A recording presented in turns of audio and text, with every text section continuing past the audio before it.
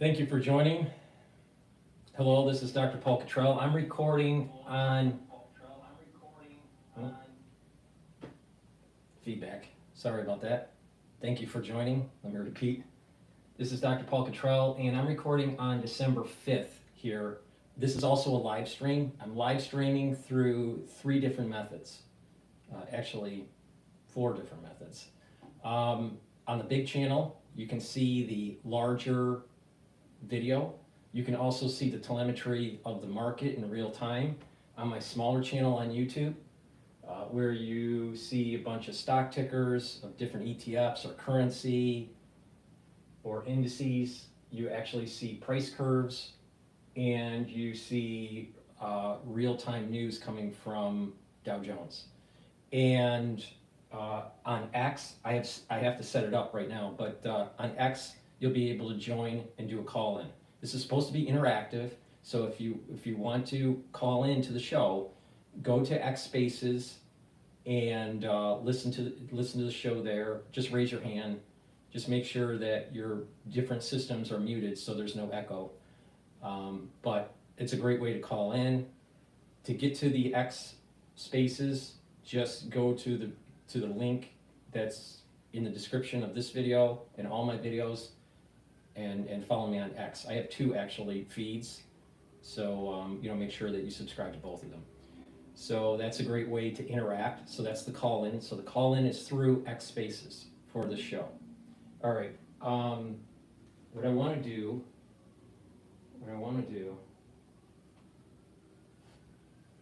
with it being a one-man show, there's a lot of buttons that I have to click to make this thing work. So, pardon my, being a little bit discombobulated. There's a lot to go over in the news today. We want to go over what happened with Hegseth, the back and forth with Lindsey Graham. I want to go over the drones, quote, alien invasion that was going on yesterday. I want to go over what's going on in France. There is a no confidence vote, so the parliament president, I think it's called, is being dismissed. So there's turmoil in France. There's obviously things that are going on with the Middle East and Ukraine, and then also what's going on in the markets. So there's a lot to cover today, all right? I didn't do a feed yesterday. I had a terrible headache. I had those, the DrPaulCottrell migraine again. So I didn't do a show yesterday. I apologize. But there's a lot going on in France, and the international markets. So before I begin with the videos, I want to just do a recap of the market. Now, the market has not opened up in New York yet. Okay, it will open up at 9:30. So let's talk about where we're at right now. So the S&P 500 is at 6,086 for the ones that can see the dashboard. All right. So 6,089. I'm sorry. 6,000. Wait, it closed. Right now it's 6,086. All right. VIX is at 1351. Euro USD trade is appreciating now at 1.057. So the euro is advancing against the USD. So the USD is slightly weakening relative to a couple days ago, which is surprising because of what's going on in France. So that's a little bit of a weird thing going on. Right now, BITO, which is the ETF for Bitcoin long, is at 25.55. So Bitcoin, I believe, has been appreciating. So we should see, when the market opens up, the ETF for BITO to be elevated a little bit. So oil is trading at 69.05, so below $70 a barrel. Now, there was a news announcement with OPEC that they were not going to increase production. So, and we'll probably hear that on Bloomberg when we cover it. You would think that if they're not going to increase production for a while, then that oil should be going up above $70 a barrel. Now, again, most of OPEC, if not all of OPEC, is Brent crude. So there's two different main oil markets. The Brent oil market, which trades a little bit higher than the WTI. So but they're highly correlated. So if Brent goes up, WTI goes up. So I would think that oil should be going up above $70 a barrel. It's a little surprising. Now, it could be that they say, we don't want to put it anymore, we don't want to increase production because we suspect that there may be less use of oil. Well, why would there be less use of oil unless there is concern about some sort of economic instability? Now, maybe that economic instability is in Asia or in Europe or in the United States. I suspect it's more about Asia, but we need to dive in a little bit more about that. So the big question is oil going to be trading above $70 a barrel for WTI or not? Right now, it's just below 70. It's at 69. Okay, with that said, we're going to go to France 24 to figure out what is going on in France, all right? Before we do that, please help support my work and help support your health by going to my store, the-studio-reykjavik.com, and getting the great health supplements that I have, all right? These are products that I take that's part of my stack, my daily stack, to slow down the aging process, to improve my different systems like my endocrine system or my immune system or my liver or my brain or whatever, right? Cardiovascular system, guts. So one great product that I have on the store to improve your health, and a product that I use every day, is C60. C60 is a very strong, potent antioxidant. And you need good antioxidants on a daily basis to soak up those free radicals. Free radicals do damage to your cells and to your tissue and to your organ systems. And through free radicals, you age faster. If you soak up those free radicals, your cells are better, you have more energy, your tissues are better, and your tissues within your different organ systems will perform better. And you age slower. Okay, so this is the reason why by taking C60, you'll have more energy and you age slower. So C60 is a 60 carbon molecule, looks like a soccer ball, right? A fullerene, and it's designed to soak up free radicals. It's potent, more potent than, let's say, vitamin C or resveratrol or some of these other antioxidants, because resveratrol or let's say vitamin C, it's a molecule and it can only soak up one free radical. Because there's 60 of these, 60 carbons, and the way the carbon, I don't want to get into the chemistry of it, but the way the carbon molecule is structured, it can soak up hundreds of free radicals for one C60 molecule, compared to one molecule of vitamin C. That's why it's so potent. So take a teaspoon a day, all right? Just take a teaspoon a day, every day, and what will happen is it'll be soaking up those free radicals, and we slow down the aging process. Your mitochondria is going to be improved. You're going to have more energy. When you have more energy, your systems will perform better. Your immune system will perform better. Your brain will perform better. Your neurons will perform better. Your liver will perform better. Your endocrine system will perform better. And by calming down the stress from the reactive oxygen species, you're actually calming down the immune system. And you're reducing that chronic inflammation. Because part of the inflammation is pro-inflammatory cytokines and also free radicals.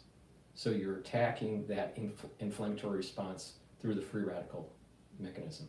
So please, go to my store, the-studio-reykjavik.com, get the C60. I have it in 3 different varieties of oil. Because C60 is lipid soluble, it has to be in an oil. It has to be suspended in oil for you to be able to absorb it. So You can get it in avocado oil, MCT coconut oil, or extra virgin olive oil. You can get it in a 2 ounce, a 4 ounce, or an 8 ounce configuration. The higher ounce configuration, the cheaper it is per ounce. So it's up to you. Take a teaspoon a day. That's the best way to do it.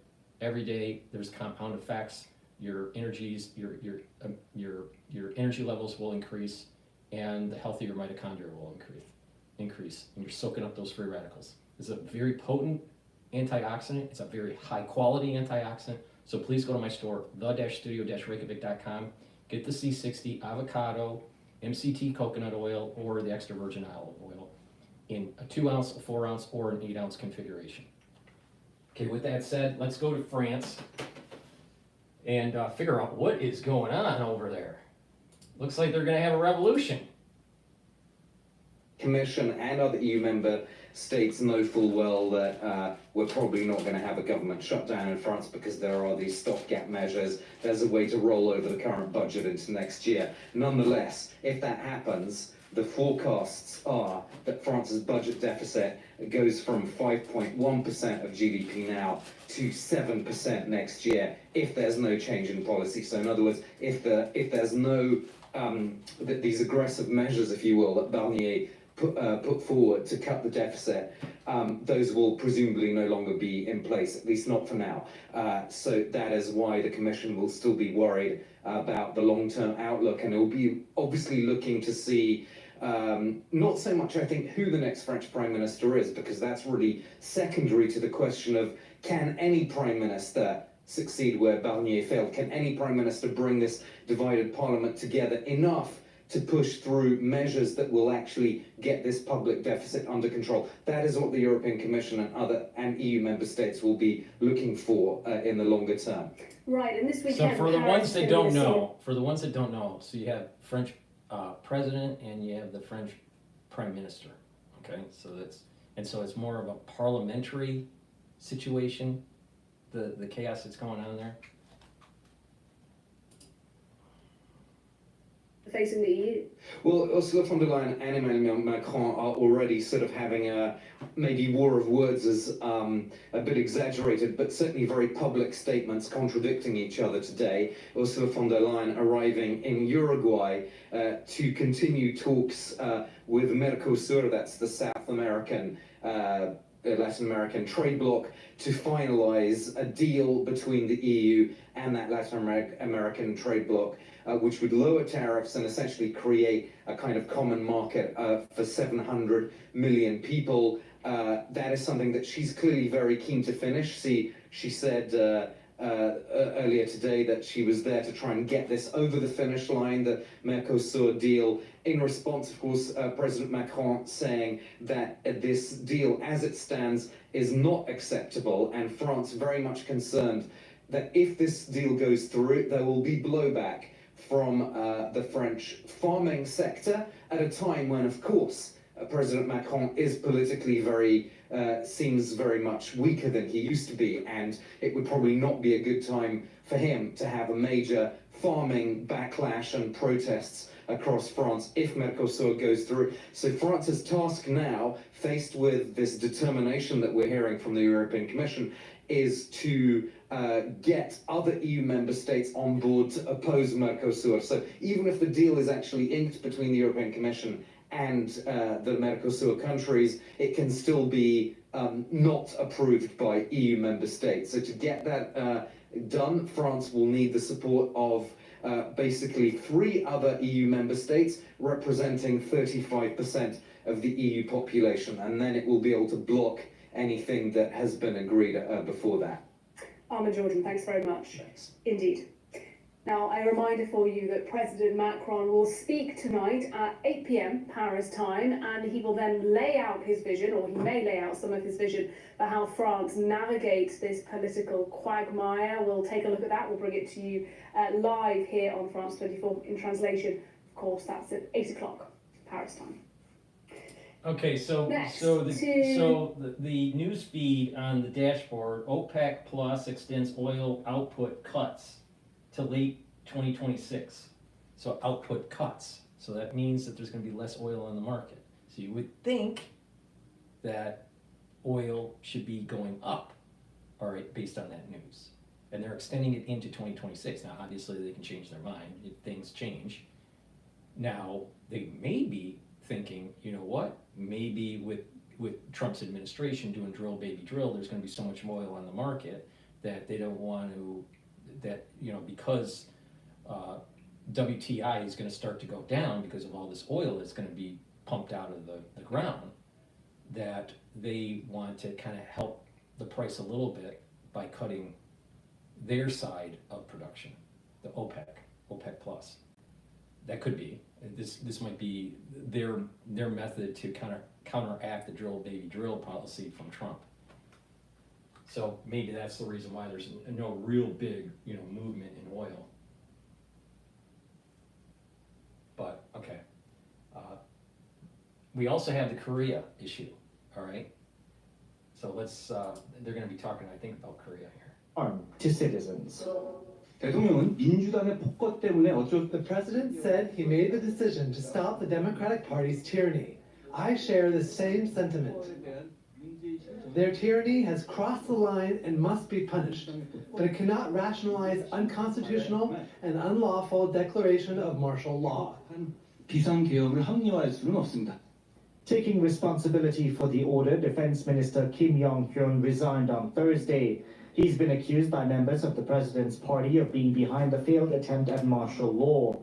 Meanwhile, the deputy defense minister faced a grilling in parliament and pointed the finger of blame at his boss, saying that Kim had ordered the deployment of troops. South Korean police are now investigating President Yoon Suk-yeol for alleged insurrection. The crime transcends presidential immunity and can carry the death penalty.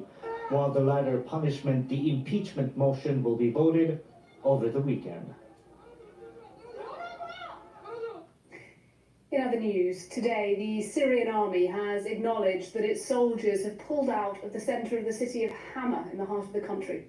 The fall of Hama from government hands would represent a huge blow to President Bashar al-Assad, whose forces are still reeling after insurgents seized control of Syria's second city, Aleppo, just last week.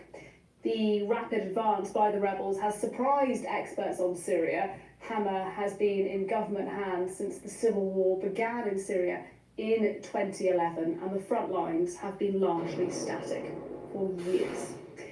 Well, Wasim Nasser is one of those experts on Syria. He's our terrorism expert as well. He's with me in the studio now. Wasim, what is happening in Hama? Can we say definitively government forces have lost the city?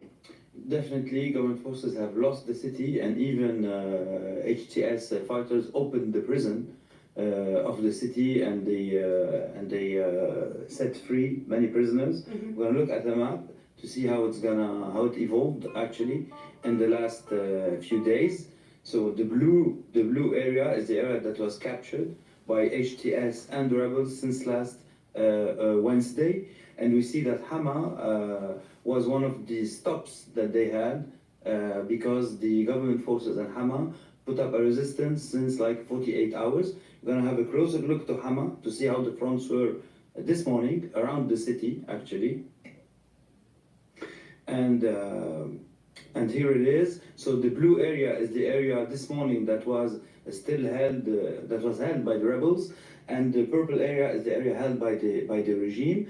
And what's interesting in this, that we see that the rebels were stopped north of Hama in Jabal Zain al-Abidin, where there's a big military barracks, and around, because those villages there are loyalist villages, and the explosion down south of Hama is actually the military airport. So the military airport was bombed by HTS drones, and then the most interesting part about this, that they were actually stopped on the M5 because of the huge effort that the Syrian army put on this highway, but they succeeded in making a real military maneuver actually, where they took the city from two sides, You know what's from the interesting east here? and from the west. Okay, And Trump wants to de-escalate what's going on in Ukraine. And right before Trump gets in, there seems to be an escalation in Syria. It almost seems as though you can never have peace anywhere when it comes to the Pentagon. You know, we had to get out of Afghanistan, but right away we have to, start having problems in Ukraine. So is this similar? Where, you know, Ukraine is actually going to be de-escalated in violence and in war, but an escalation in Syria, maybe. I'm not even sure what really who's the bad guy, who's the good guy, what's going on here. I don't know. I mean, because I know this was kind of an issue yesterday, and I didn't really cover it, so I'm a little like kind of one day behind on what's going on in Syria. But you know, this seems to me to be almost national security state catalyzed to you know, to create a more conflict in that region. Because, you know, if you don't have a conflict in Ukraine, you gotta have one in Syria, right? Crazy. All right. Oh, by the way, now footage is that I did set up for the ones that are just joining. There's 4 ways to, you know, watch the live feed or participate. Right. You can watch it on the big channel. All right. You can watch it on the smaller YouTube channel, which has the telemetry. You can watch it on my website, and you can watch the live feed of either channel, the big channel, right? Right? You can watch it on the big channel, or you can also watch the telemetry on my website. All right, so you can watch either one. And the way you do that is just go to the-studio-reykjavik.com and just go under broadcast and live. The drop down for broadcast live, it'll take you there, bam, and then boom, you got it. So it's the-studio-reykjavik.com to take a look at the live feed, and you can also listen to podcasts. You know, I have my audio version of these that are starting to be cataloged and data banked on the website, so you can listen to them. You can listen to it also on Podomatic or Apple Podcast. So there's lots of ways to listen. But during this live broadcast, you can watch it on the big channel. You can watch it on one of the smaller YouTube channels that I have with the telemetry. You can watch it on my website, the-studio-reykjavik.com under broadcast live. And you can listen in to X Spaces. Get on X Spaces, listen to it. If you want to do a call in, just raise your hand. You can ask a question, or you can, you know, tell me, you know, what's your opinion about what we're covering. This is supposed to be interactive, so please listen also on X Spaces, participate. All right, let's continue on. Around it, to go through the National Syrian Army areas all the way to the YPG areas, it did not materialize yet, but this is a big challenge actually for them. But also handling the most important issue for them today as we speak is to be out of a terrorist classification. Okay. They want to get rid of this classification, and they are making their best, if I may say so, to get rid of it. And one of the latest communiques that Giuliani himself made was addressed to the Iraqi Prime Minister, telling him not to allow Shia militias or the Shia mobilization force in Iraq to get into the fight in Syria, and asking him to stay away from this war, and that this war doesn't concern him, as he stayed away from the war between Iran and Israel, so the latest war. Meaning also this is also messaging to Israel from Giuliani. And he also addressed, and we'll end with this, the population of Hama, which is very symbolic for the Syrian revolution. And he told them, after 40 years of oppression, we are liberating you, and we hope that this liberation would come without a vengeance. So meaning he is trying to be as consensual as possible, and to get rid of this, through this, to get rid of the classification as a terrorist organization. All right, fascinating. We'll see what happens. Thanks very much. Thank you. Wasim Nasser for a step. Now, Amnesty International has accused the state of Israel of committing genocide against Palestinians in the Gaza war. Amnesty is the first major human rights group to reach that conclusion.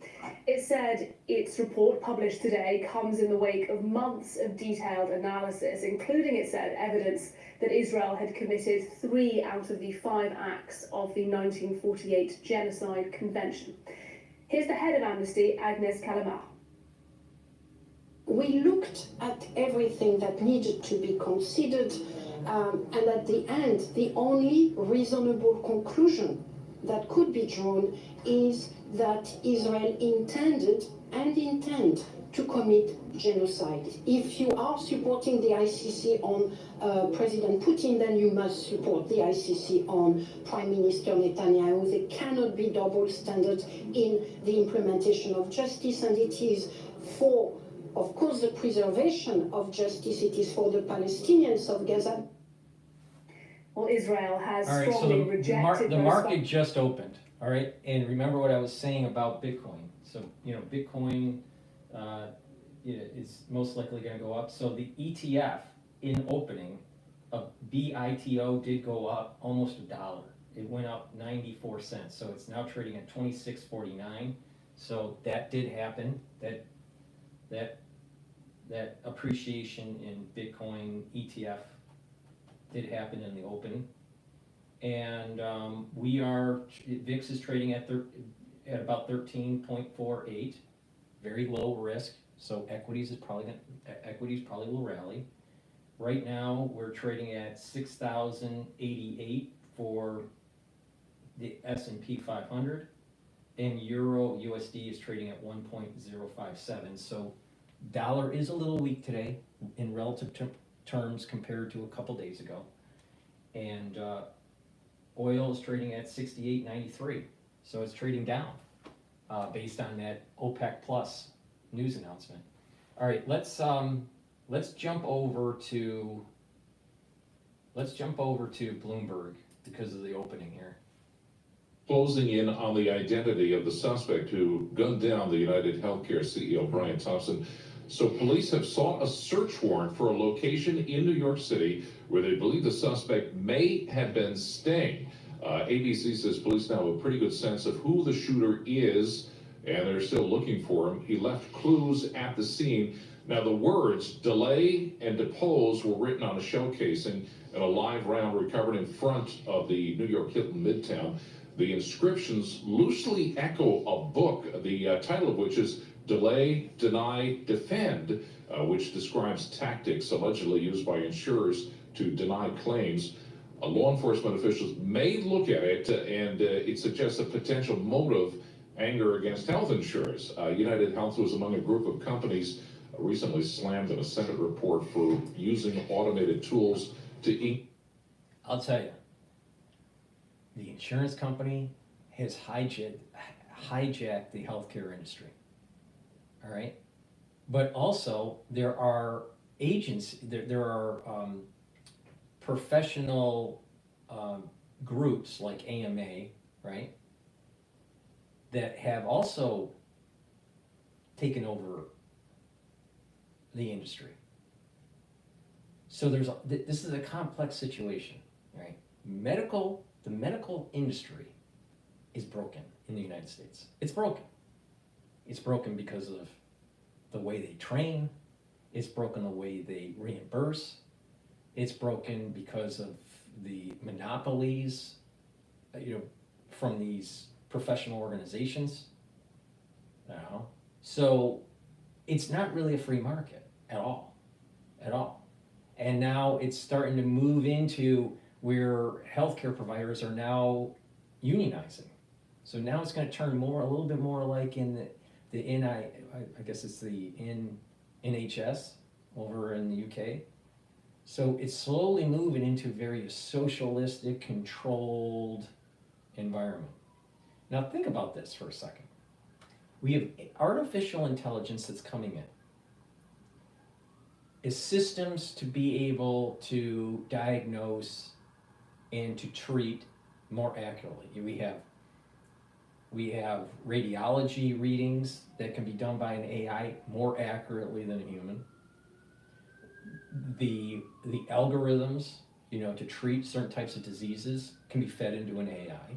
So what happens is that the insurance company will go, we want to reduce errors in coding for reimbursement, but we also want to reduce the number of unneeded or unwarranted tests. So what we'll do is that we're going to give a little bit of extra money to clinics that will bring in the AI system. And what will happen is that you work up a patient, you feed in, you do your PE, you do your history, you do your history, right? You do your PE, your physical exam, and you feed it into the system. You know, normally you have a system and you type it in, right? Well, that system is fed into an AI, and the AI will give you a differential diagnosis and give you a probability and how to treat based on the test results and the physical exam and what most likely it will be. And then the doctor will go, or the nurse will go, okay, I agree or I disagree. Now they've done tests on this, and they found out that when you try to override the AI, usually the human overriding is inaccurate. That the AI is more accurate than the human. All right? They've already tested this out. So what's going to happen is that the insurance companies are either going to own these AI systems, or they're going to have some sort of investor relationship with these AI systems and force it into the clinic. These doctors will be given a little bit of extra kickback from the insurance company to use the AI system. So you have other clinics that aren't using it and are penalized with the reimbursement. You have some clinics that just start this off that are going to be rewarded for using the AI system. And what will happen is that costs will go down for the ones that are using the AI system. The outcomes, in theory, should be better. But what happens is that the doctors and the nurses lose autonomy. Just like the doctors and the nurses lost autonomy because of the AMA. So they don't realize that in medical care, AI is coming in to determine what your differential diagnosis will be and what your treatment plan will be based on the probability, based on a probability set from the physical exam and your lab results. And those lab results could be radiological, it could be blood workup, whatever, right? And the only thing that the doctor or the nurse is doing is actually writing a prescription or telling you what to do. And the AI is doing everything else. So when you're doing the physical exam, you're typing it into your system, your patient database, right? And then that feeds into the AI. The AI spits out the result of what you should be doing, automatically codes to the insurance company so you no longer need a biller or a coder, or as many coders for it, so it brings down cost. And everything's automated. That's where this is going. Now, the next step, once all the clinics in the United States do this, you don't need as many doctors. You don't need as many nurses. Then all of a sudden, I don't know what year it would be, maybe 2035, you got a Tesla robot, kind of like C3PO, doing the physical exam for you. That is an appendage of the AI system that's just in a box, that's just on a desktop. Right now, the AI is a desktop. That's where healthcare is going. And it's because doctors and nurses allowed for the AMA and the insurance company to take over their industry. And others, other professional organizations that hijacked you. Okay, with that said, please help support my work. How do you support my work? By sharing the links, making sure you subscribe, asking your social network to follow me. I get censored, I get bled subscribers, people are de-subscribed because of YouTube and all that. I'm on 7 different channels. I'm on 4 channels on YouTube, Brighteon, Bitchute, and Rumble. Make sure you subscribe to all those channels. You can follow me on X on 2 channels. You can also follow me on GETTR. You can follow me on Podomatic Apple Podcast, and also on my website, the-studio-reykjavik.com. And buy the products that I offer. I offer ebooks and supplements and lecture series on pulmonology and immunology. I teach you a lot of how to empower yourself to take charge of your health. Because guess what? Your doctor doesn't care about your health. Newsflash, your doctor does not care about your health. The only one that's going to care about your health is you.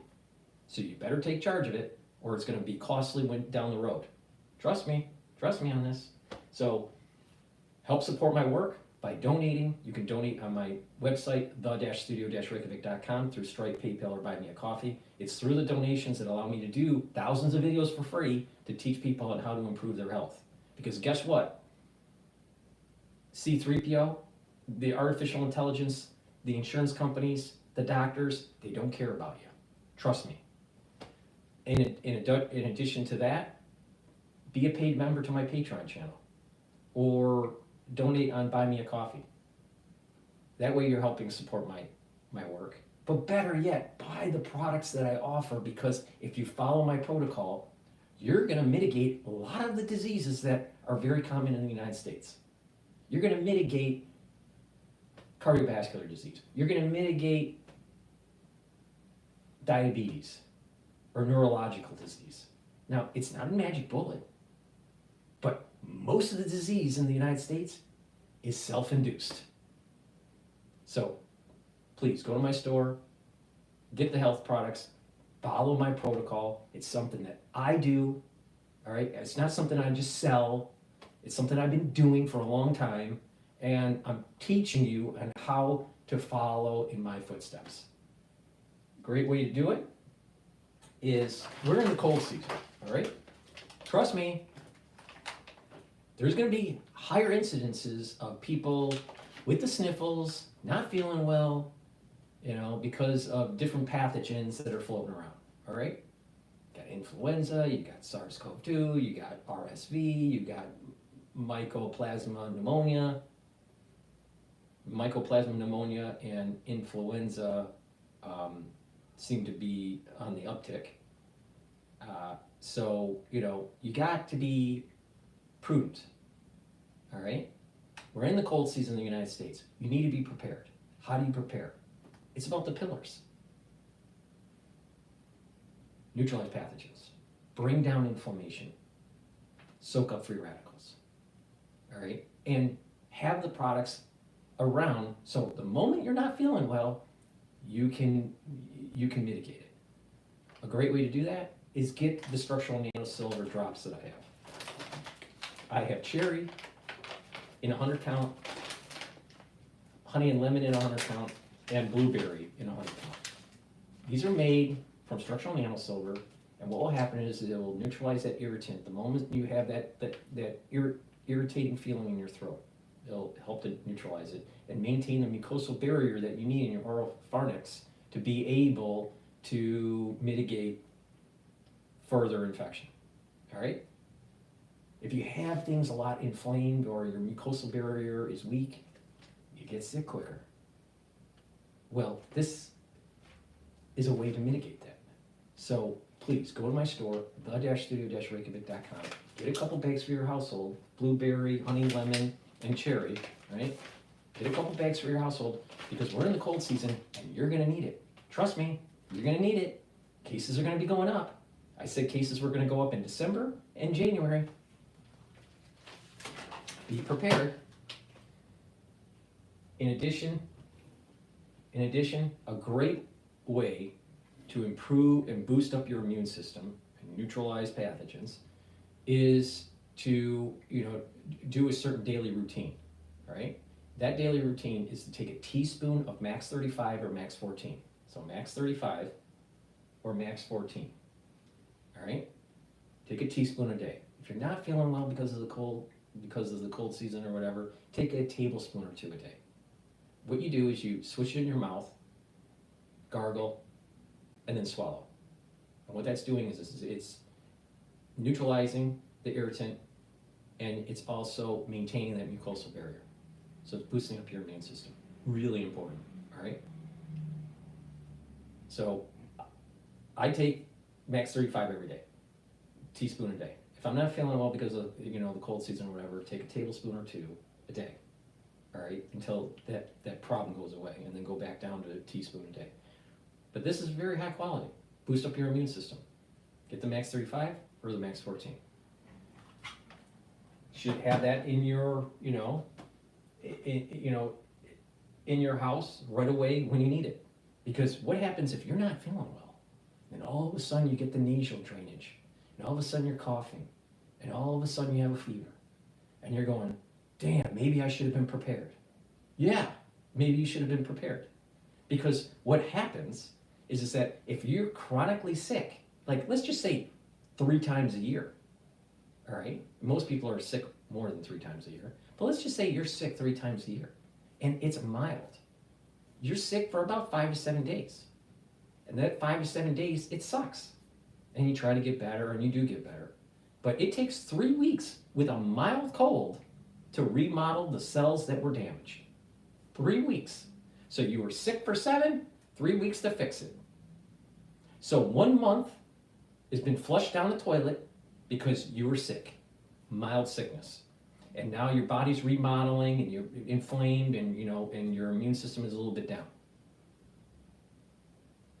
Now carry that, you're sick 3 times a year. Well, that means 3 months out of the year, you're either sick or remodeling the tissues that have been damaged with a mild cold. Now just imagine if you had something major.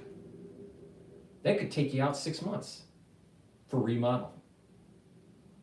And people don't think about this. Just because you think you feel well doesn't mean you are well, right?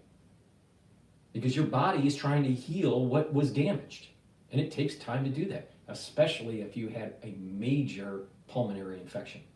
Because it takes a while to remodel.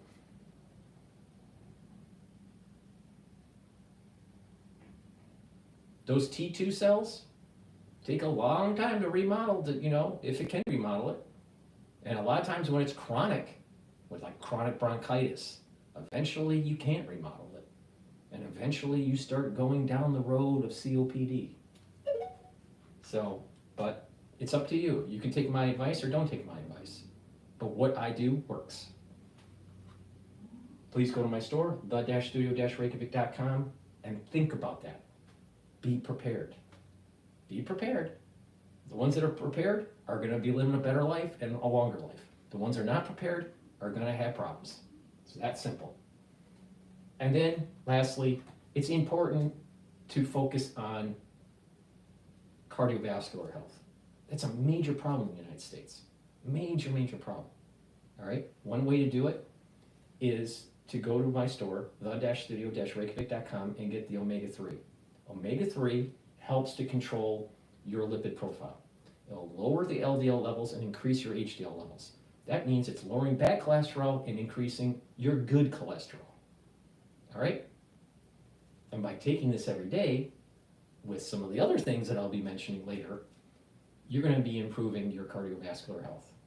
Now, it's not just about taking supplements. It's about proper diet, proper exercise, balancing, challenging your mind, reading, writing, talking to real people, proper sleep, proper supplementation.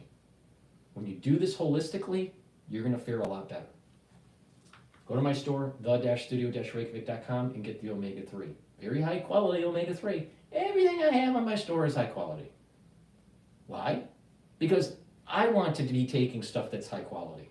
And this is the stuff that I take on a regular basis to slow down the aging process, to have longevity, to improve my different systems, like my cardiovascular system, my immune system, my neurological system, my GI. And when you do that, you age better. We're all going to die. But some people are going to die with suffering because they didn't take care of their body. And there are going to be some people that will have more vitality throughout their years. It's up to you. Take charge of yourself. Take charge, because no one else will. The doctor, when you start having that, that problem with your heart, you think the doctor really gives a shit? No, he doesn't. He really doesn't. Because he's got 10 other patients that are going to be paying Okay, let's jump into Bloomberg here. Unintended. For the hotels, they definitely have added some cautious optimism to their conversations, particularly in China, particularly in the US. And for rental car companies, it's a little bit more of a toss-up. That's more of a cost issue than a revenue issue for them. People are renting cars. People are also using alternatives to renting cars. Right. But people are renting cars. It's just that the car companies don't seem to understand their cost structures as well, at least certain car companies. Can such as you Hertz. predict issuance for next year? I mean, like you sit there at your desk and go, this is what we're guessing corporate issuance will be? So I used to do that at my old shop. Now we sort of, I can get a sense of roughly where it's going to be. I think next year is going to be a little bit higher than this year. What is interesting here is that BITO, which is the ETF for Bitcoin going long, is now trading at 26.73. It's now $1.18 higher in the open. There's a little bit of economic uncertainty at the moment as we get into the new administration, as we think about tariffs, as we think about global geoeconomic risk of any kind. So what do they, how are the balance sheets for the leisure companies that you follow? Because I remember distinctly at the beginning of the pandemic, some of the first issuers were your cruise companies going out there raising debt because they knew that this was going to be bad for their business and they needed cash. How are the balance sheets for some of these leisure companies out there? So for some of the companies, they've gotten back to pre-pandemic levels and even more so, to the point that they're so comfortable that they're instituting very generous shareholder reward plans. For some of the other companies, it's a little bit more of a turnaround story still. Cruise lines we mentioned, they are still very much a turnaround phase, but they are more like 6th, 7th inning as opposed to, first or second inning. That was 2 years ago. The rental car companies, Hertz is definitely a very distinct company within the space that's having issues. That's sort of company specific. See, I'm a Hertz Gold customer, so tell me what's going on at Hertz. Am I in trouble here? Well, Hertz Gold customer, you might still be treated nicely, but the issue with Hertz is they have such a young management team. They've had a revolving door of a management team. And for a company like that, there's such an importance to institutional knowledge that I think when you look at them versus Avis, when they're dealing with a lot of the same issues, Avis was able to navigate it much more gracefully, or they've been able to, and they continue to do that. We've seen that time and again. What's a coupon on like a Hertz or Avis piece? So Hertz actually is tapping the markets again. They're reissuing for it's 12 5/8 of 29. 12%. And that's for a secured. That's for first lien That's notes. sick. For first liens, yeah. And you compare that, and then you compare that to the 2026s that they issued shortly after they reemerged from bankruptcy a few years ago. Those are 4 5/8. Okay, you're at Bryn Mawr a few years ago. It's a beautiful spring afternoon. Nobody's focused. Nobody's thinking. And you're in class trying to keep awake, and you're doing an M&M theory, Modigliani and Miller theory. All right, I'm tired of listening to Hertz. So, let's go to CNN about this CEO being shot yesterday. Because, where else are you going to be shot as a CEO? Of course, New York, right?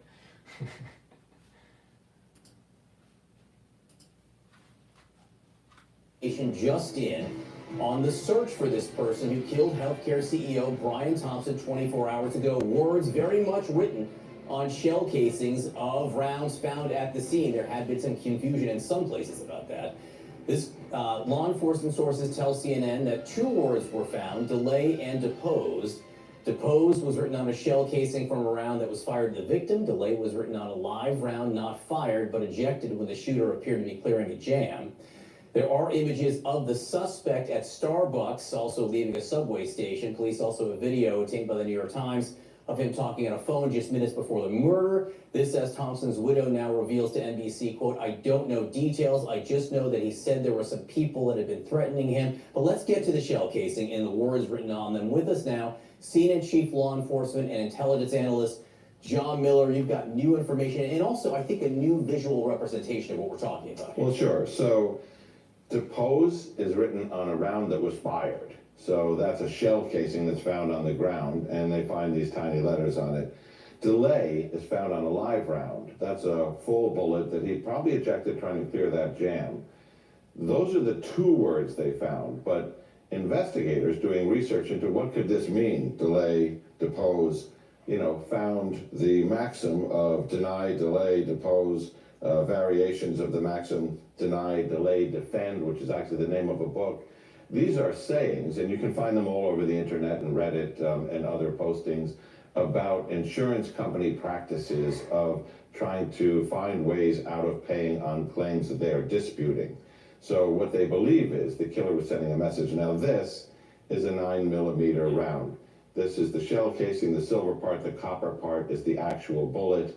And to write something on something this small, and I mean, John, picture how you would try to do that. Would you take a fine point Sharpie? Would you try to scratch it in? It means someone went to a lot of trouble to try and create this message that would be left at the scene. Now, he's missing the third word. So if this is the maxim he's trying to tell us about, is that bullet still in the magazine, remaining unfired, that left with his getaway? Is it on one of the other shell casings, but it burned off as it was fired and ejected? We don't know that yet. Yeah, but two of the three, and as you say, would require just a very high level of deliberateness here. So what does that tell investigators as they are very much engaged in this manhunt 25, 26 hours later? Well, it tells them, it gives them an answer and raises a question. The answer it gives them is, you have a killer who is... Let's take a look at this timeline that they built up here. 6:15 a.m. yesterday. Suspect leaves 57th Street subway. 6:17 a.m. he's at a Starbucks because, before you shoot someone, you got to get a latte. And then around 6:44 a.m., he actually shoots Thompson. So this is all happening within a half an hour. In 30 minutes. He gets out of the subway, has a Starbucks, and then shoots the guy. And then jumps on a city bike in 30 minutes. That to me sounds like a professional.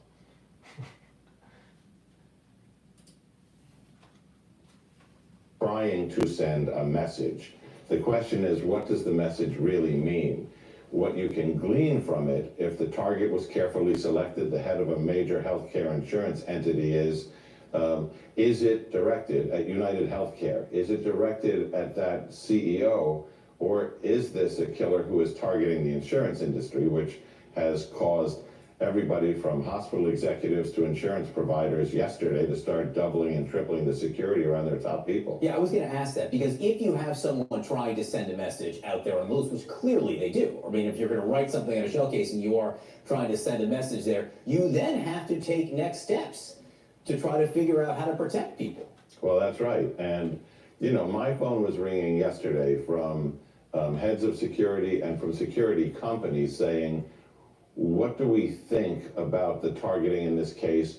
Do, executives have to worry? Where can we get the kind of increased security details in?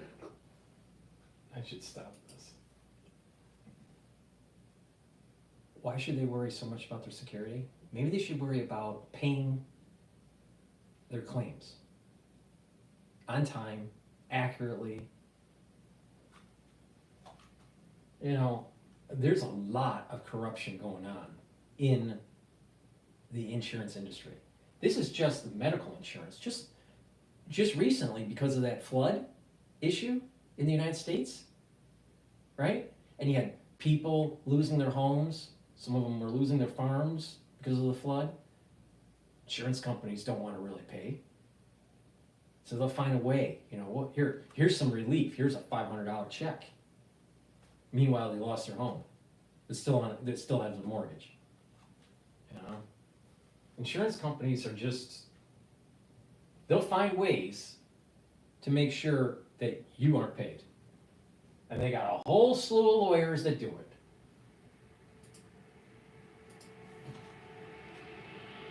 Turning yesterday morning they're turning faster today. All right, these developments keep on happening at a furious pace. John Miller, we're lucky to have you here. Please keep us posted throughout the next hour. Thanks, John. Kate? And joining us right now is former U.S. Marshal John Muffler and former Boston Police Commissioner Ed Davis. Ed, let's start where John just left off, talking about the question of personal security. Some detail that we got from United Healthcare was that United Healthcare was aware of threats to top executives. Brian Thompson was never named specifically, but a source familiar with the company's security does tell CNN the leadership team at United Health Group is supported by an in-house security team, including at the New York conference. That Thompson's security detail was not with him yesterday morning. What does that mean? What does that add into this? Well, it's very troubling. The provision of security personnel is really a risk and compliance question. Each of these corporations has a compliance and risk department. They should be having these conversations. We're risk and compliance, and we're worried about our CEOs getting shot in New York when they're doing an investor meeting. But let's not look at some of the nefarious activities that the insurance companies are doing. No, we don't want to do that. Let's correct some of the corruption that's going on in the insurance companies. No, we don't want to do that. No. Let's just worry about our CEOs getting blown up in on the streets of Manhattan. And if he does have a security function, he either said, I don't need it in New York. It's expensive to have a team travel with you and put them up. So sometimes executives say, I'll have a detail at my house, but I'm not going to have any protection while I'm traveling. I'll tell you, because they live that under the false assumption. shooter, when he walked behind Thompson and was just very calm, and there was a woman, of course, with a coffee in her hand, a latte, walking by, and just kind of like, this person was very, very calm. Now, someone that is not professional would be all jittery, their adrenaline would be rushing, they wouldn't, they'd be shaking a little bit, they may have been a little bit confused or a little bit off on their target because of this woman. No, this guy totally ignored her and focused. This guy looked professional, in my humble opinion. All right, but he looked professional. He didn't even care about that woman that had the coffee to his right, and she escaped. Now, of course, she didn't care because she had to go to work with her latte. It's 6:44 and she has to be in the office at 7 o'clock. Who cares if someone got blown away on the street? Welcome to New York. That nobody understands where they are. But this is a public meeting, a publicly advertised meeting, location and time. Everyone knows that he will be there. It's a very simple equation for someone stalking someone online and doing research to put together that this could be a good place. And notwithstanding the cameras, it's a very easy task to find them and then to do whatever it is that you want to do with them. And John, how does this manhunt shift now as Think we about are it. past? Think about, certain people are denied coverage and denied treatment because of their insurance company, and they die, or they get worse, or bills pile up because you thought the insurance company was going to pay, and then all of a sudden the insurance company's denying the payment, and they have financial problems, and they go bankrupt or lose their home or whatever. You don't know what the situation is. But to say that the insurance companies are all lily white, no, by far they're not. By far they're not. Now that doesn't warrant someone getting blown away in New York, right? Just because you're a CEO of an insurance company, you shouldn't be blown away. But the thing is that my understanding is there was some corruption that was going on, and there was investigations of corruption within the industry. This looked like a professional hit. I don't believe that it wasn't a professional hit. Now, why it's happening, that's left to interpretation. But this guy was very, very calm. Very calm. the 24-hour mark since this guy's been on the run? Well, I think they have great leads. I imagine at the next presser there'll be more information. Clearly they have a list of clues that they're running on and are aware of the direction he traveled and the way he did it. My assumption is that he was there a day or so, if not longer in advance, conducting pre-attack surveillance. So it'd be a good time for NYPD to look at those cameras in that location. Could be a time where he wasn't wearing a mask, a day of the shooting. So I think there's some good clues there. I think there's some understanding of warning behavior typologies that he's exhibiting. I'm really, because everything looked new, I'm really sure that what was in that backpack was another jacket, right? So he runs the scene, finds an area, takes the jacket off, and then puts on a new jacket and walks away. And it's not hiding his face. Are you really going to be able to do some sort of telemetry, some sort of facial recognition with the coverings that he had in those videos? You're not going to be able to. This guy knew what he was doing. I'd be shocked if they find this guy. Shocked. Fixation, pathway of violence that they can run on and look at as clues to where he may be and where he may be going. I want you both also to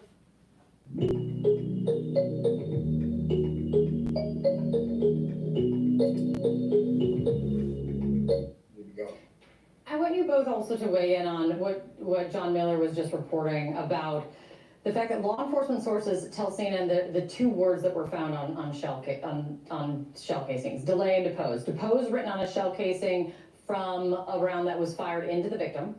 Delay written on a live round that was not fired but believed to be ejected when the shooter, he appeared to be clearing a jam.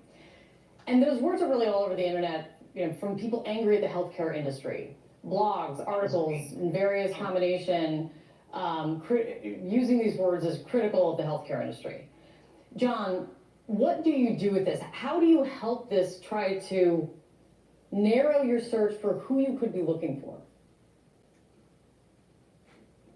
Well, obviously, there's just two words that they found, and I agree with John Miller that very likely there are other words in that magazine, but it's an indication, again, of that behavior leading up to the attack, and there's some giveaways there. So I think, again, looking at that type of leakage of the words he's using, many of school shooting attacks and other workplace violence attacks, there's leakage, and meaning that others in that person's environment are aware of such terminologies.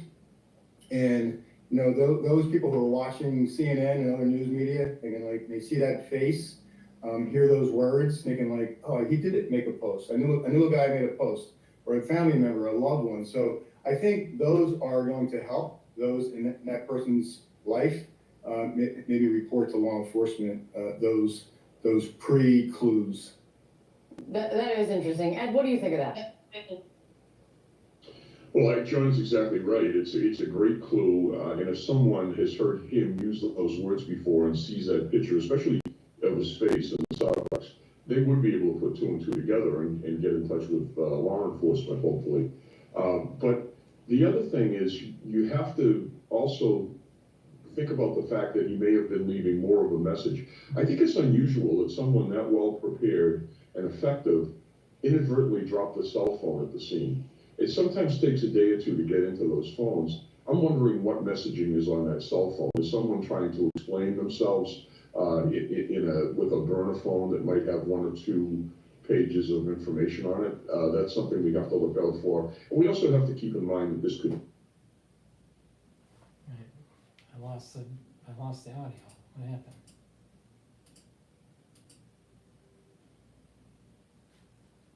That's interesting. Why did the audio die? Why? Something we have to look out for. And we also have to keep in mind that this could be a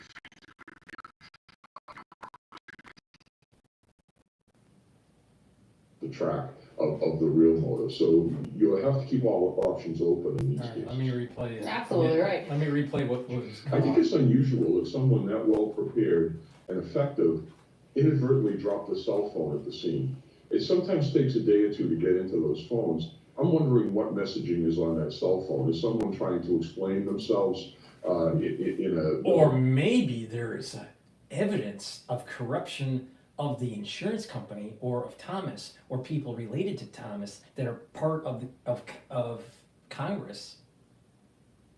Maybe there's some really important evidence, not of what he did, but of what the nefarious actors within the insurance company is doing. But let's not bring that up at CNN. On a phone that might have 1 or 2 pages of information on it. That's something we have to look out for. And we also have to keep in mind that this could be a feint. It could be purposely putting detectives off the track of the real motive. So you'll have to keep all options open in these cases. Absolutely right.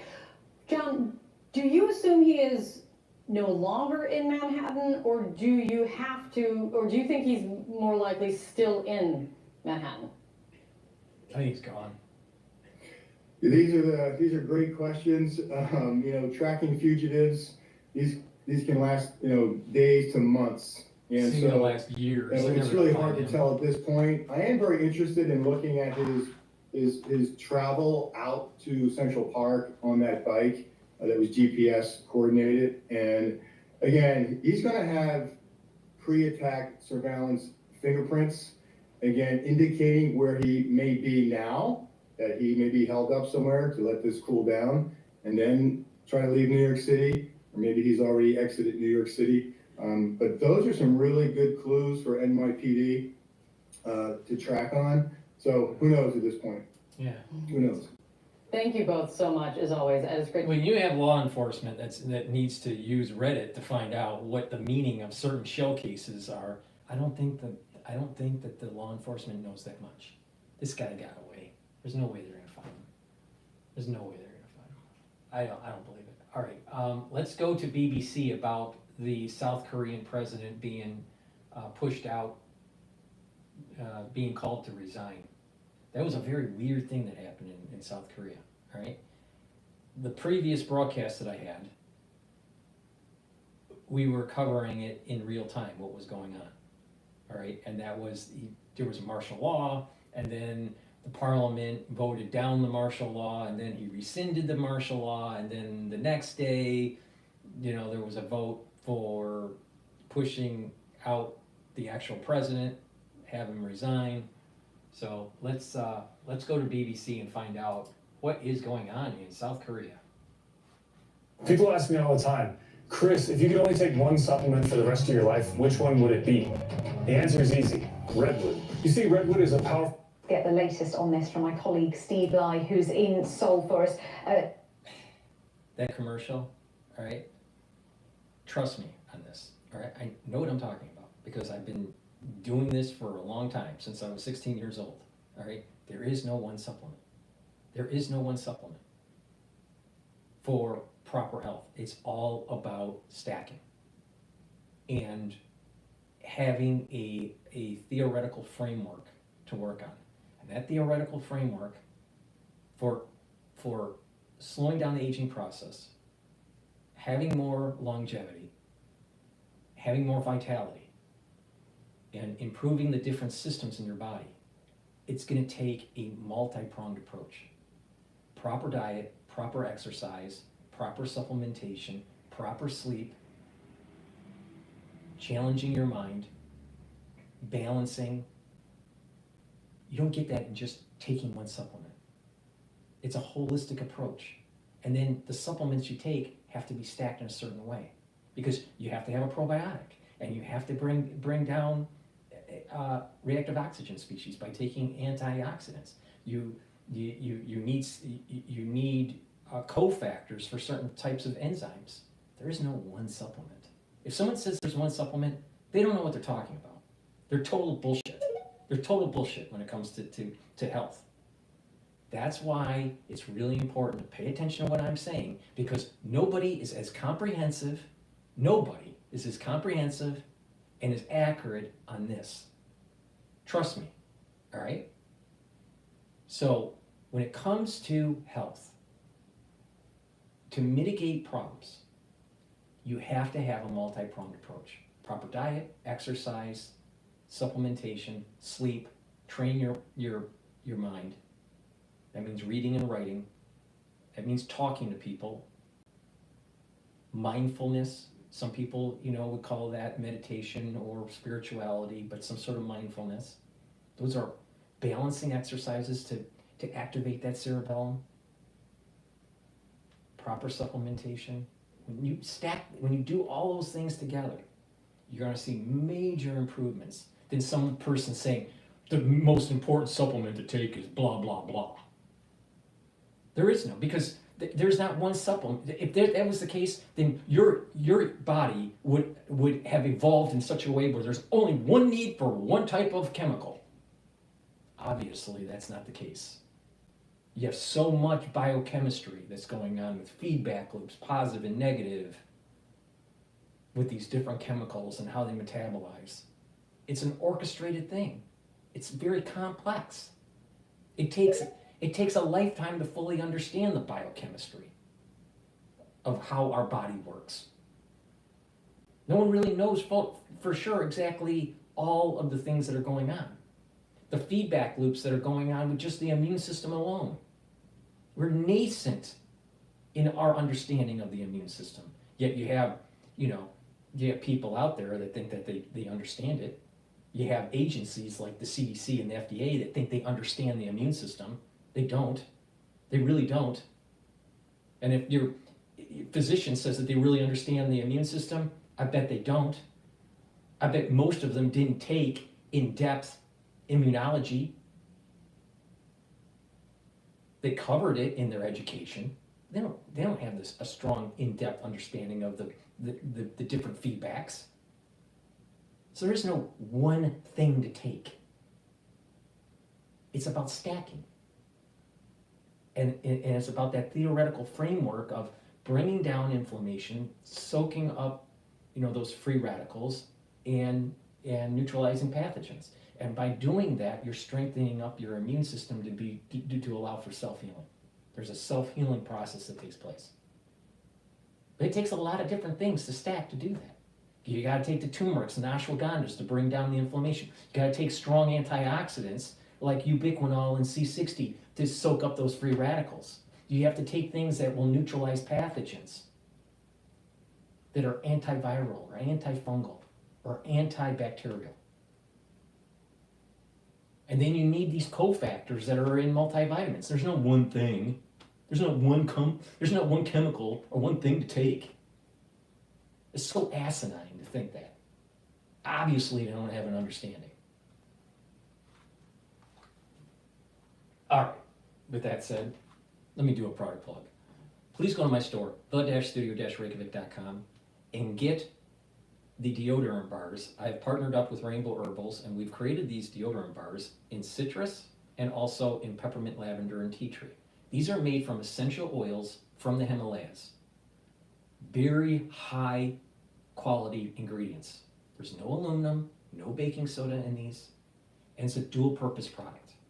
What it does, you use it as a deodorant, but also it helps to detoxify your body. So it's for males and females. Get a couple bars for your household. Get it either in citrus or in peppermint, lavender, and tea tree. Very high quality deodorants. Way better than any of the crap that you're buying at the store. Because those are full of chemicals that you really don't want. All right? All natural, dual purpose, the deodorant, and it helps to detoxify your body. Go to my store and get the deodorant either in citrus or in peppermint, lavender, and tea tree. It's for males and females. And it helps support the work I do. It helps support your health. It helps to detoxify your body, and so you don't smell. You don't want to be a smelly person, all right? So please, go to my store, get the high quality deodorants made from essential oils from the Himalayas. Now, where are you gonna get that? You think Procter & Gamble gets their ingredients from the Himalayas? I don't think so. I really don't think so. All right, what's going on in South Korea?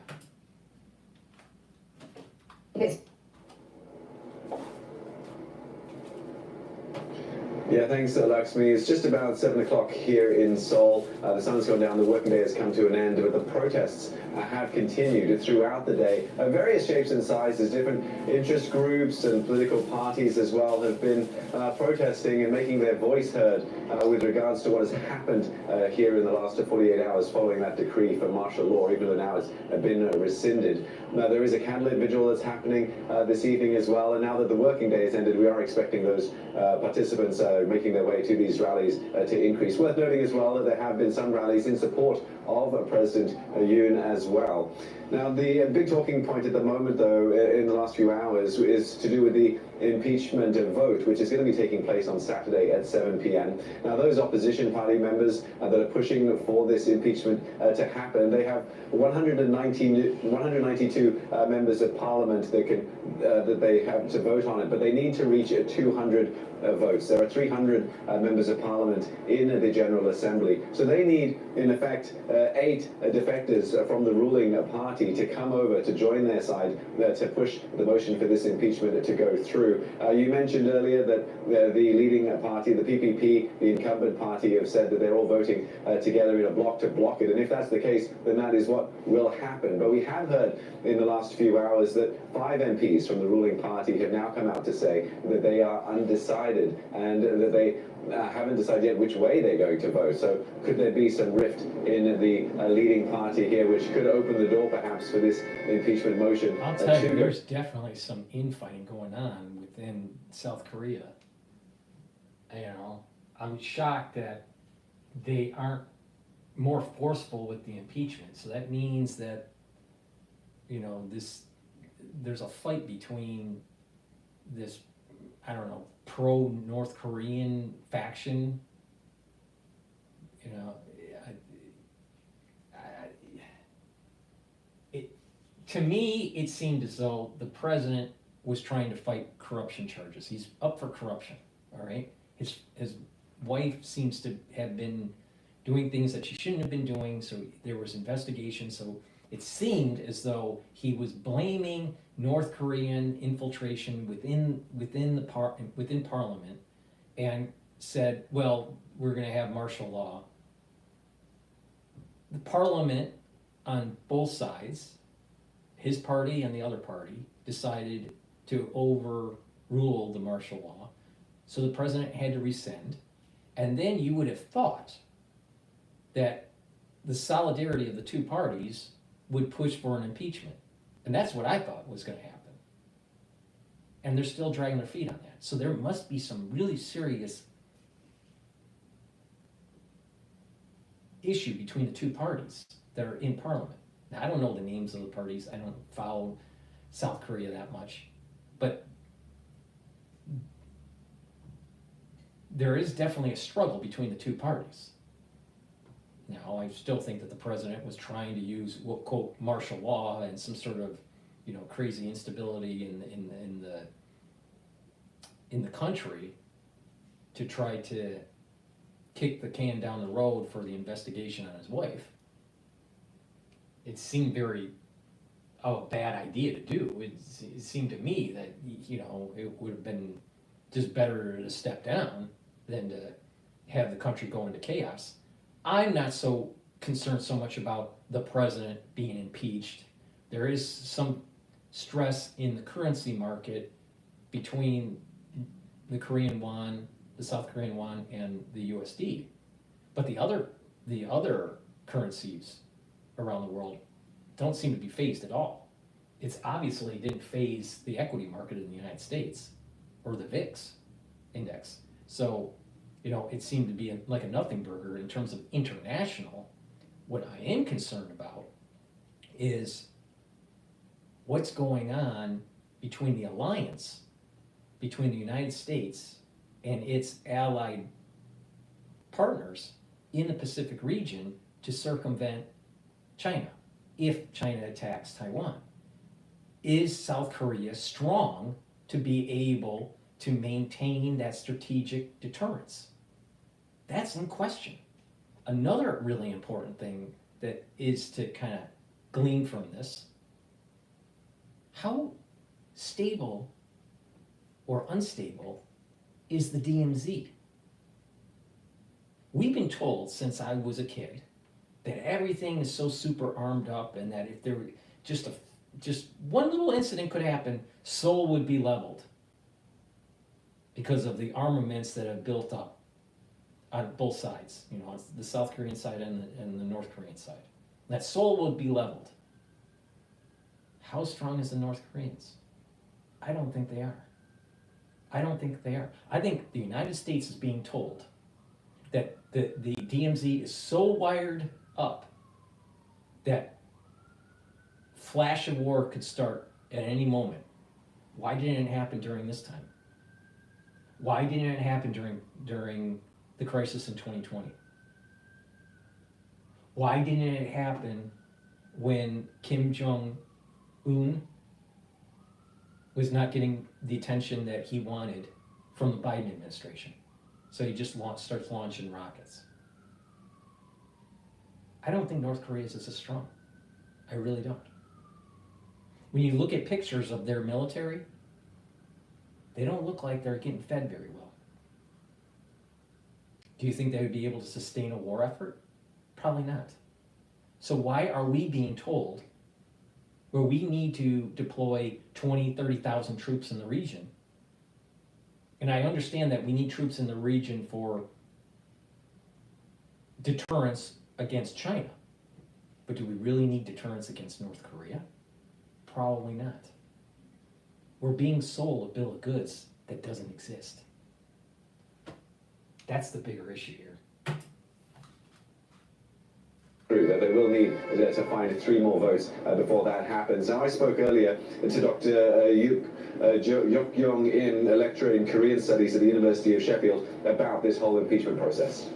As you already briefed, so once the proposal is supported by at least 2/3 of the National Assembly, the Parliament representatives, then the resolution is set, and then the president immediately loses his power from his office. But then it doesn't mean that the whole impeachment process will be completed.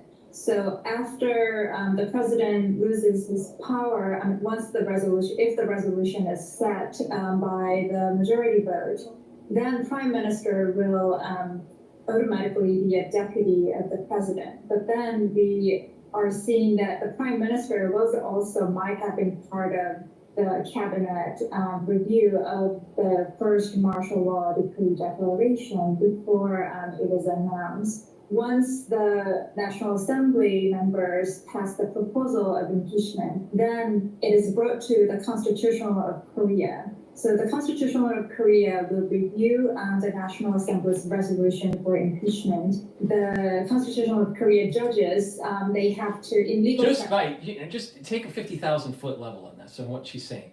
You don't have to be a lawyer. You would think that what's going on with their constitution and what's going on in their parliament, with the president, is chaotic. Why isn't North Korea deciding to make a move? Why? Because North Korea can't. That's why. And we're being sold a bill of goods about how dangerous North Korea is. And we're afraid to do anything about it.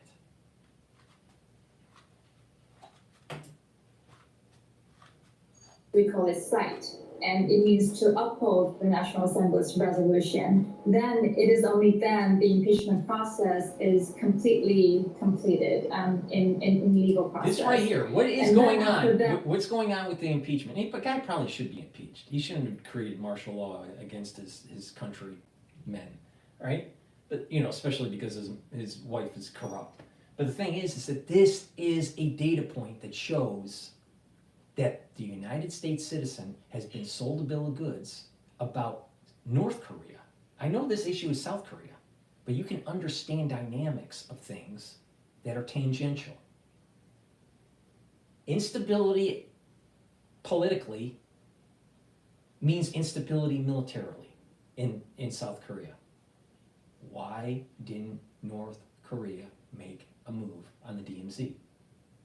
They didn't, because they can't. And we've been told to keep on spending billions of dollars in defense in that region over the decades because of a flare-up or the potential flare-up. We could probably go in and take out the North Korean regime, the whole family, in 10 hours. Knock it all out. 10 hours. Why isn't the United States willing to do that? Why? Why? Because you make more money by pretending that there's a war or pretending that there's a conflict. You make more money through deterrence than actually winning a war.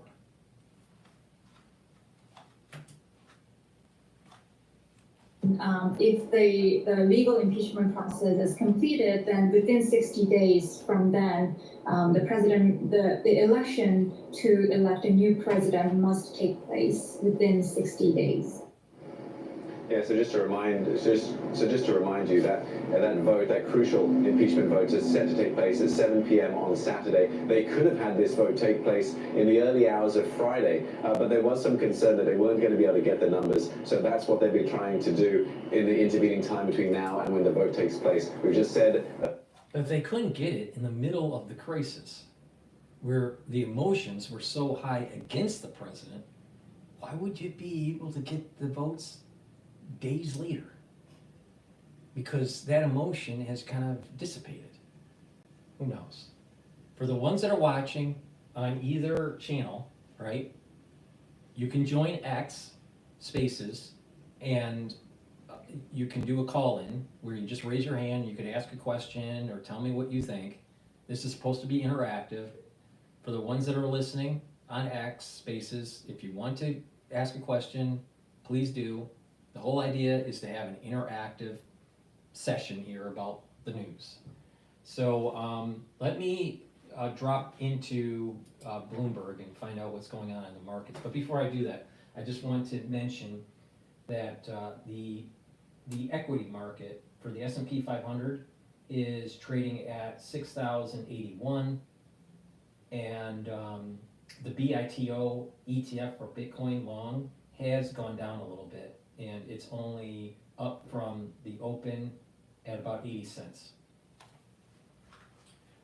Okay, what's going on in Bloomberg? Next. Inauguration Day is January 20th, 2025. Is Fed Chairman Jay Powell going to receive a phone call from the White House, do you think, on that day? I don't think so. First of all, Powell obviously at his last press conference drew a kind of bright line in the sand, and even if new President Trump wants to get rid of him, it's not at all clear legally he can do so. So it would be probably to start a big fight. That, you know, what's the point? Because Powell only has about 18 months left, and then also he's cutting, right? Yeah, the whole point is Donald Trump wants to be cut. Just about to say that. It's the other thing is like the question is he going to keep cutting? Now, if he pauses too much, maybe that's going to make Trump unhappy.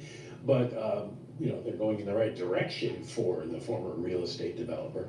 So for the jobs number tomorrow, what's my weather distortion thing I have to watch out for? Are we going to get payback from the previous month when there were storm disruptions? Like, how do I need to read the tea leaves from this number tomorrow? It's going to be a little difficult. We got some state data for October that suggested in the 5 states hit by the hurricane that there were some significant job losses.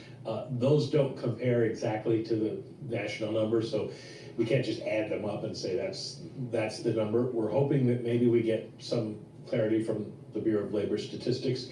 But basically anything that you saw over what had been the average of around 175 to 180 or so in the prior months, that's going to be your baseline number, and anything above that is probably payback. But the Fed's going to look past that for all those reasons, and they're going to look at the unemployment rate, which isn't really affected by any of those things. So as long as it doesn't change significantly, then it shouldn't change forecasts for what the Fed's going to do. Can I just, you were talking about weather, bring what I think is a weather-related story This is from the Federal Aviation Administration. Newark Airport is going to close between 12:15 to 6 p.m. today. Why? I couldn't believe Paul didn't bring this up. I saw the headline and I'm like, There was I know Rob Carrollin, our They're meteorologist. decorating for the birthday party. oh yes, there it is, there it A is. wind advisory in effect, this morning up to 10 p.m. I just saw an update on that, 40-mile-an-hour winds, which is not what you want to fly through. And the advisory said from Patterson to Park Slope. I live in Park Slope. And I should point out that this is real because Mike secretly, maybe not so secretly, really wants to be a meteorologist. Like every time there's a raindrop, he like sends me maps and weather things and listens to like local news. Like he's all over it. He's got a buddy he calls and he talks to him about it. Just, I'm outing you, Mike, on your meteorologist dreams. All right, before we go to Fox News, I want to play what Bezos had to say about Trump. Please help support my work by helping support your health. Get the supplements I offer, follow the protocol that I do, all right? I take a lot of supplements. You don't have to take all the supplements. Some people can't afford all the supplements. But the thing is that, if you follow my lead, you can improve your systems, improve your health, your longevity, your vitality. It's really important. Take charge of your health. And a great way to do that is to get my probiotic. Now I have a powdered probiotic that I take with my lunch every day, but you can also get the VeggieCap probiotic.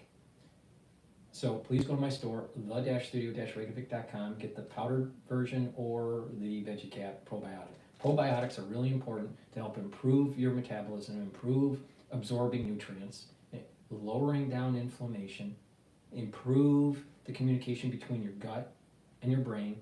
A lot of people don't realize depression is associated with poor gut health.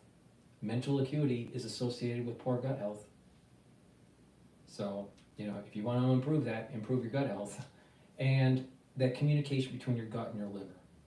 All right, so please go to my store, the-studio-reykjavik.com, get the probiotic, powdered version or the VeggieCap version, and improve your gut health. All right? A lot of people don't realize health starts at the gut. All right? If you don't have a good gut biome, you're not going to have good skin. You're not going to have energy levels right. Your hair is going to be subpar.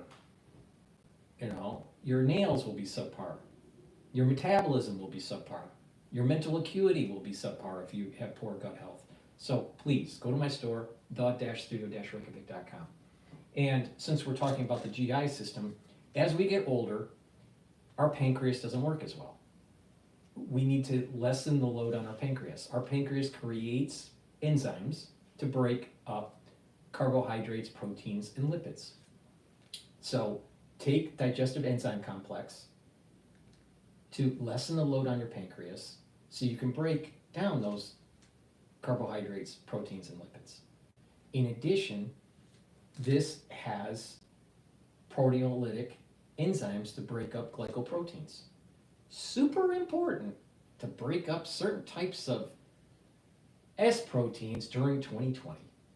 And that's the reason why I told you to take this. In addition, this has bromelain in it. It's fibrinolytic.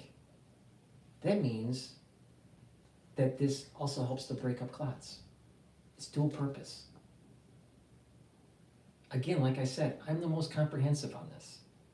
So please, go to my store, the-studio-reykjavik.com, get the digestive enzyme complex, reduce the load on your pancreas. If you work out, if you're an athlete or semi-pro or, a recreational athlete and you want to refuel your body quicker and recover quicker, also take the digestive enzyme complex to be able to break up those nutrients and to absorb them.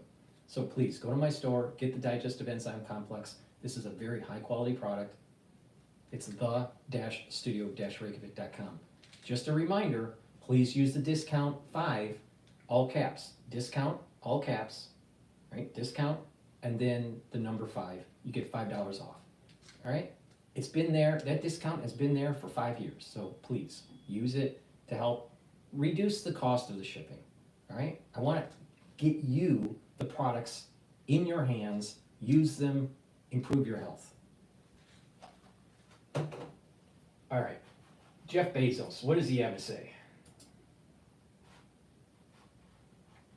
Today's actually a really exciting day because we got to unfold one of these units right in front of a crowd of people.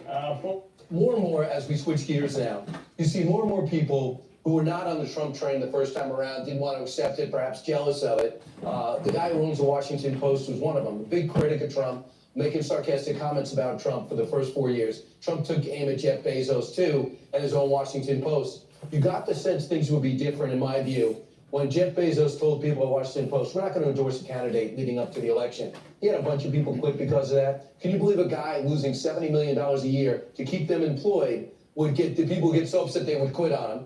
But he didn't. So you hear Jamie Dimon's been talking to the president at J.P. Morgan for weeks. He used to be somewhat of a critic. And then you see Elon Musk, who had walked off the president's business council after what he thought was a controversy in Charlottesville. He is now firmly on board, and those two are bros, it seems. Now he's working for him. The latest one to come aboard is Jeff Bezos of Amazon, saying nice things yesterday. Yeah, he said he was optimistic about working with a calmer Trump, and he can help him reduce regulation. Listen to what else he said. If we're talking about Trump, I think it's very interesting. I'm actually very optimistic this time around that we're going to see. I'm very hopeful about this. He seems to have a lot of energy around reducing regulation. And my point of view, if I can help him do that, I'm going to help him. Because we do have too much regulation in this country. This country is so set up to grow. He's absolutely right. And so later today at 10 o'clock this morning, the Department of Government Efficiency, DOGE, which is being headed up by Vivek Ramaswamy and also Elon Musk, they're going to go to the U.S. Senate. Joni Ernst is going to be hosting them this morning. And then this afternoon at 3 o'clock, they're going to be meeting with both houses at the behest of Speaker Mike Johnson.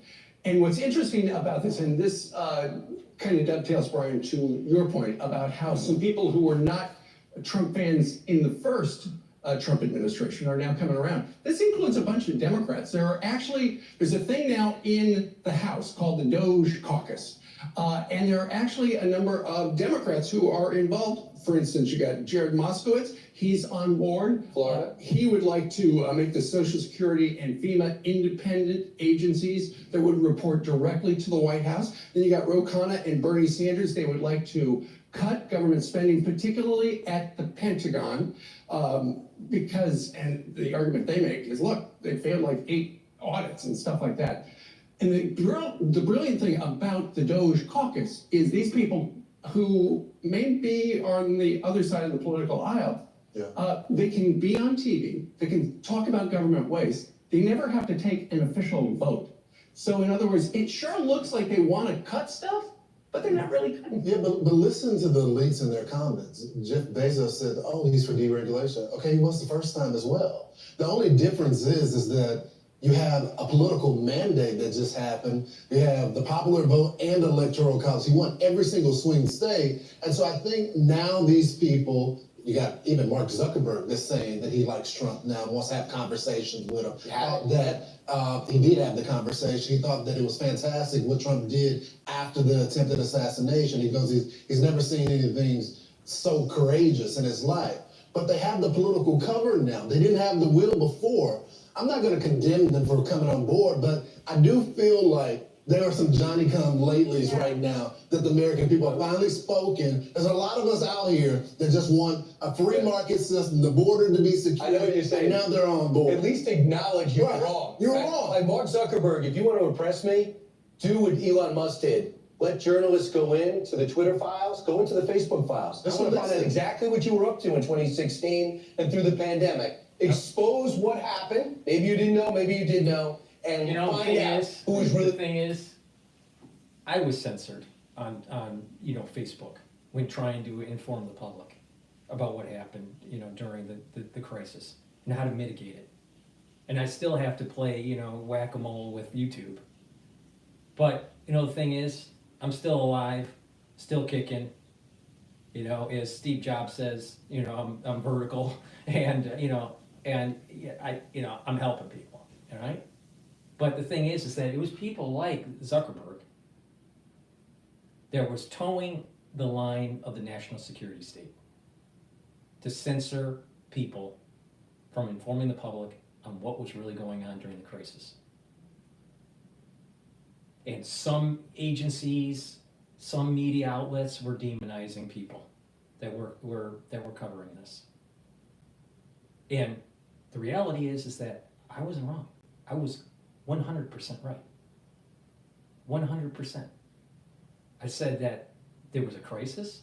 It involved the way, it involved man-made things that were in a laboratory, that were released on purpose, that caused harm.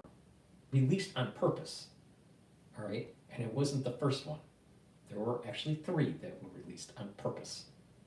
So, but the thing is that, and then I also warned, the treatments and, the inoculations and the problems with unproven technologies, unproven biotechnologies that ends up activating human line 1, that ends up integrating into genomes. Talked about AIDS-like syndrome and how it's affecting the immune system. Talked about turbo cancer. Oh, it's up. It's up by a lot. Autoimmune disease. And I warned the public, you got to get to the root cause. And the root cause is a runaway national security state doing things in a laboratory they shouldn't be doing. But too many people are focused on inoculations. Just stop the inoculations. That's not the root cause. The root cause is what they're doing in the laboratory. And it was Zuckerberg that censored me, because he was towing the line for the national security state. It's not a CCP virus.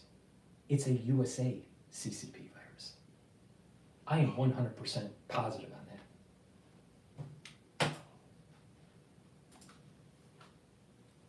The pandemic. If you just look at the umbrella effect of this, though, it's wonderful for our country. We have President Trump, and then you have all of these leaders, these billionaires that are behind him, that really impact all of our lives. Jeff Bezos, Right. I mean, we all order on Amazon. Monday, I spent more than I should have for cyber, but I saved a lot. Yeah, she's going to show her bills a little bit later next hour. No, but I've gotten a lot accomplished. Let me interject. I know I'm going off on a tangent, but it's my show and I can go on a tangent. There's a lot of people talking about prion disease. It's not prion disease, it's amyloidosis. I'm real sure about that. Amyloidosis, not prion. And oh, by the way, you can get it both ways. Through the infection and the inoculation. But yeah, my point is Bezos is on board. You have Elon Musk, who is the wealthiest man in the world, right? With Tesla. And then we have Mark Zuckerberg. We're all on Instagram. We're all on Facebook. So I'm just excited about the fact that we're all working together. Absolutely. Well, it is unity, but I'm always skeptical. They're doing it because it's their hides. Mark Zuckerberg, now that Donald Trump is in charge of the federal government for the most part, Mark Zuckerberg doesn't want Donald Trump to regulate social media. He doesn't want them to open up and take a really good look at a lot of this stuff. And that's why a lot of these people who suddenly, we didn't hear a lot of them say anything before Trump was elected. Yeah, exactly, because they're afraid that it's going to be exposed. The Smith Modernization Act was being implemented at the social media level, where you had agencies within the government dictating what could be posted, which should be posted. So what that does is it creates psyops, and it also censors real information that people needed to save their life, all right? And they have also infiltrated the mainstream media. So they've infiltrated the MSNBCs and the CNNs, and have guests on pushing an agenda for the national security state, But then you have this whole new thing in the United States and worldwide, social media, which is more chaotic, decentralized, but they paid Facebook, national security state, paid Facebook to have employees to censor people. And that was happening at Twitter too. Interesting. Now they're all pro-Trump. Because Zuckerberg doesn't want to hang from a tree. Because guess what? When you look at this at a metaphysical level, he was complicit in the deaths of many people worldwide. He is complicit with more than 1 million deaths just in America, just in the United States,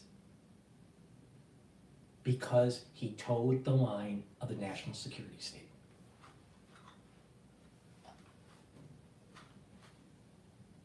And I'm not speaking in hyperbole. This is what happened.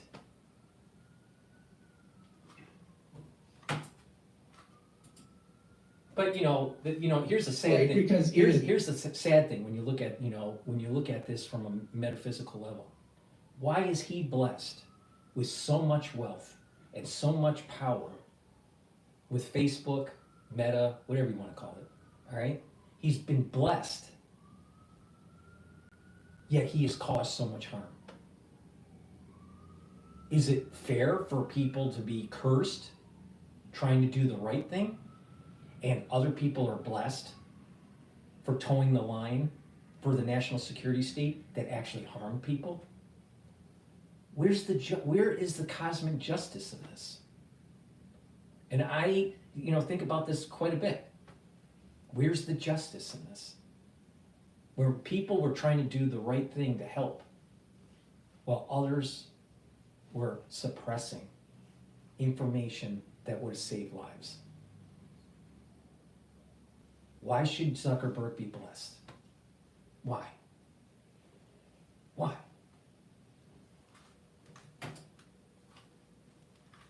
Bye, the kiss in the ring. they are indeed, and you know what? If that's what it takes for Donald Trump to get them on board, looks like they're on board. Well, they're successful businessmen. Maybe they'll get our country in order and cut I out hope some of so. this waste. Yeah, bureaucracy. but also with the lack of regulation needs integrity. I don't want to just drop the regulation and then let these guys go to town. I hope they do it with integrity because those regulations will come right back. Speaker Johnson said he would like to axe PBS and Planned Parenthood when he was on with Martha. Right. So we'll see. I'm Steve Ducey. I'm Brian Kilmeade. And I'm Ainsley Earhart. And All right. click here. So we'll go back to Bloomberg. They're on a commercial break. Just to give an update on the market, the S&P 500 is trading at 6,079, almost 6,080. VIX is trading at 1362, and the Euro USD is at 1.056. What is interesting to take a look at is the USD yen trade is at 150.2. So dollar is strengthening against the yen, but weakening against the euro. The oil trade is at about 68.80 a barrel. Please help support my work by helping support your health. All right, go to the store and get the supplements. Lignans is a powder. You mix it with your food or filtered water or a smoothie, and this will help with your immune system. This will bring down inflammation, and it's an antioxidant, so it's going to soak up free radicals. Really important. So please, boost up your immune system. We've gone through a tumultuous period in 2020, and a lot of people's immune systems are disrupted. It is important, I can't say this enough, it is important to boost up your immune system. Go to my store, the-studio-reykjavik.com, get the lignans, bring down inflammation, and soak up those free radicals. In addition, this helps with your endocrine system for males and females. Multivitamin. This multivitamin is easy to digest. You need multivitamins because they're cofactors for enzymatic activity. That means that if you have the cofactors, your enzymes are going to work properly in your cells and your cells are going to function better. Go to my store, get this multivitamin, add it to your daily routine and add it to your stack. This will move you along towards improving your health. Please go to my store, the-studio-reykjavik.com. Now people would say, well, what's in it? Well, I don't have time to read everything that's in this multivitamin. So go to the store, take a look at the label, and you'll know. But it's most of the vitamins that you would need for your daily, your daily dose. So please go to the store, the-studio-reykjavik.com. Good night formula, really important. Good night's sleep is important for your health. If you go into REM cycles, 3 REM cycles a night on a regular basis, night after night, right? Continue, and this is a common thing for you, then through being in deep sleep and REM cycle sleep, you can detoxify your central nervous system. You're going to be able to consolidate memory, and you're going to be well rested. But if you're chronically deprived of REM sleep, you're going to build up toxins. You're going to increase your chances of early onset of dementia. You'll have less energy. You'll weaken your immune system. And you won't be consolidating your memory. So you're going to be forgetting stuff. You're going to have mental clarity issues. You don't want that. Go to my store, the-studio-reykjavik.com, get the Good Night formula. It's going to get you into 3 cycles of REM sleep and deep sleep. You'll be well rested. You're going to be detoxifying your body and consolidating memory. Please go to my store, the-studio-reykjavik.com, get the Good Night formula. All right, let's go to Bloomberg. They're talking with the commodity adoption. So price must go over time. It's just going to have these nuances. But right now, it's about the major shift in this country from being really pushing against cryptos, as we saw with Gary Gensler, now shifting over to a whole government that's so much positive cryptos. And you see things like the potential for us to be, the USA to actually sell gold and buy Bitcoin, which I think is a bit wild, but that was a Bloomberg story that really hit the tape this weekend. So, and then quotes from Chairman Powell pointing out it's digital gold, and even from President Putin, there's nothing that can really stop it. It's the animal spirits right now, but it's the key thing I'm worried about is now that we have it into the mainstream and all the ETFs people are buying and adding to the portfolio, we still haven't seen the big test of how Bitcoin responds after President Trump has been elected, when the stock market goes down. And at some point it will, and it hasn't been through that. So right now, I think what you're seeing is a lot of people are adding it to they're getting off zero, but it's still a highly speculative digital asset, basically trades about 3 times the volatility of S&P 500 and gold. Oh, wow. I did not know that stat. When we had the optimism from Paul Atkins now... Again, like I said, I don't believe that Bitcoin will supersede a digital dollar, because if Bitcoin was used as a real currency for the country, it would basically relinquish power by the Federal Reserve, right? The Federal Reserve is going to relinquish power, right? There'd be a war before that happens. So it's a virtual commodity with very high volatility, all right? Now, that doesn't mean you can't make money in it because there's volatility. But to say that it's a storage of value for economic activity, you can't. It can't be. Think about this for a second. If you are a retailer and you are transacting in Bitcoin, all right, because of the volatility, what's the price of the pizza? What's the price of the hamburger? What's the price of your groceries? If you are selling these things, what price do you put up there? Because there's volatility in the currency. Relatively, there's low volatility of the currency, of the dollar or the euro. Yes, it goes up and down, right? But there's not that much volatility compared to these cryptocurrencies. So if you are selling goods or services, what price do you give them? It'll be always up and down. So it can't be used as for economic activity. It's a speculative virtual commodity. That's what it is. Now again, you can make money on it, but you could lose lots of money on it. And I've been warning people, you gotta pay attention to your risk. If you are risk averse, don't do it. If you want to take risk, you can, but assume that it's gonna be very volatile and it's gonna be up and down, right? So now, right now, you got money flows going into ETFs that are helping to boost up the psychological trend of Bitcoin. But it's psychological. Look around. Is anyone transacting in Bitcoin? No. So people think, well, I can make money by putting it in Bitcoin. Well, you can lose a lot of money too. It's not going to be the currency of the future. Digital currency is going to happen.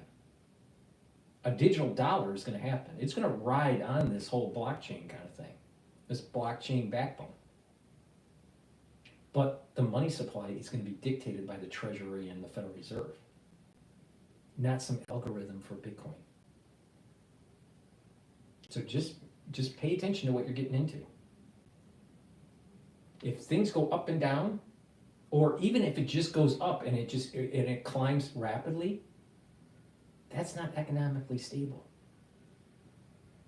That's not an economically, you can't transact in that currency. Because what's the currency? The currency just went up day over day. Well, what price do you put on a can of soup at the grocery store? Oh, so stable currency is how a healthy economy works. Not an rapidly appreciating currency. A rapid appreciating currency is actually deflationary. A rapidly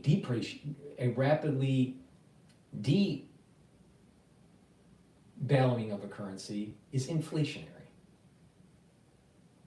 Oh, make sure you understand what you're getting into.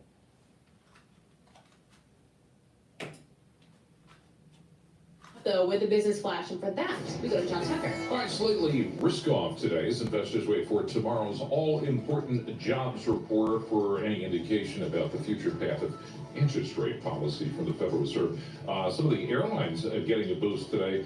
American Airlines jumping, raising its profit expectations for the final months of the year. Right now, shares of American Airlines 13.4% higher. The booze maker Brown-Forman, those shares rising over 8%. The company reported earnings per share and organic sales for the second quarter. That beat the consensus estimates. And then Dollar General shares, they're gaining. Analysts highlighting the discount retailers better than feared. Third quarter comp sales and the gross margin there as well. And meantime, David Leibowitz at JP Morgan Investment Management says, you know what, a number of factors have shifted him now away from fixed income and more into stocks. Deregulation, tax cuts, so on and so forth. We wanted to lean more a little into the equity side, one where valuations are more attractive, than the Mag 6, but also where we think there will be a direct benefit from some of the policies that will come through starting next year. Right now, the S&P 500 just 5 points lower, 6,081 after yesterday's record close. The Dow 76 points lower. That's down about 0.2%. The Nasdaq 133 points lower. That is down about 0.1%. Let me just give you an update on the story that we've been following since yesterday. This is the shooting in Midtown. ABC says police appear to be closing in on the identity of the suspect who gunned down United Healthcare CEO Brian Thompson. They've sought a search warrant for a location in New York City where they believe the suspect may have been staying. ABC also says police now have a pretty good sense of who the shooter is. They're still looking for him. He did leave clues at this scene. The words "delay to polls" written on a shell casing and a live round recovered in front of the New York Hilton Midtown. So that's all we know at this point. And we check the markets and other news for you all day long right here on Bloomberg Radio. I'm John Tucker, and that is your Bloomberg Business Flash. Alex and Paul. All right, John Tucker, thank you so much. We appreciate that. Alex Steele, Paul Sweeney, we're live here in our Bloomberg Interactive Broker Studio. We're streaming live on YouTube as well. So head over to youtube.com, search Bloomberg Podcast. As John was just reporting, a little bit of a pullback here in the equity markets. Nothing to write home about. Yields a little bit higher here. Let's check in with Vince Signorello. He covers all these markets for Bloomberg News. Talks to a lot of the traders out there on the street, getting a sense of what's moving markets here. Hey, Vince, what are you seeing over the last several days in markets here? You know, I think we're just seeing some waffling, as you mentioned, going into the jobs numbers tomorrow. There's obviously a great deal of uncertainty. The Fed has moved away from the labor market a little bit. It's pushed it more to the back burner. Inflation is a little bit more key, I think, at this point. They're just hell-bent on getting back to their 2% neutral rate. But I think more and more when you talk to traders, the idea of 2% seems a little bit out of reach with a $36 trillion national debt. I think that the neutral rate on this, I think people believe neutral rate's a lot higher, more like 3 to 3.5. And they're probably a lot closer to it than maybe they think. And with PCE stabilizing and even coming up a little higher in the last few readings, I'm not so sure how much more the Fed can go. And I think traders are in the same boat.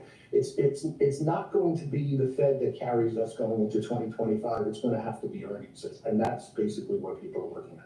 All right, let's talk about earnings then. Individual companies. What has been some of your takeaways or standouts that you're paying attention to today? Yeah, I mean, it's tech. Look at Salesforce.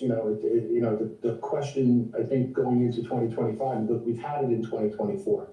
We're up 25%. It's not what has happened, but what's going to happen.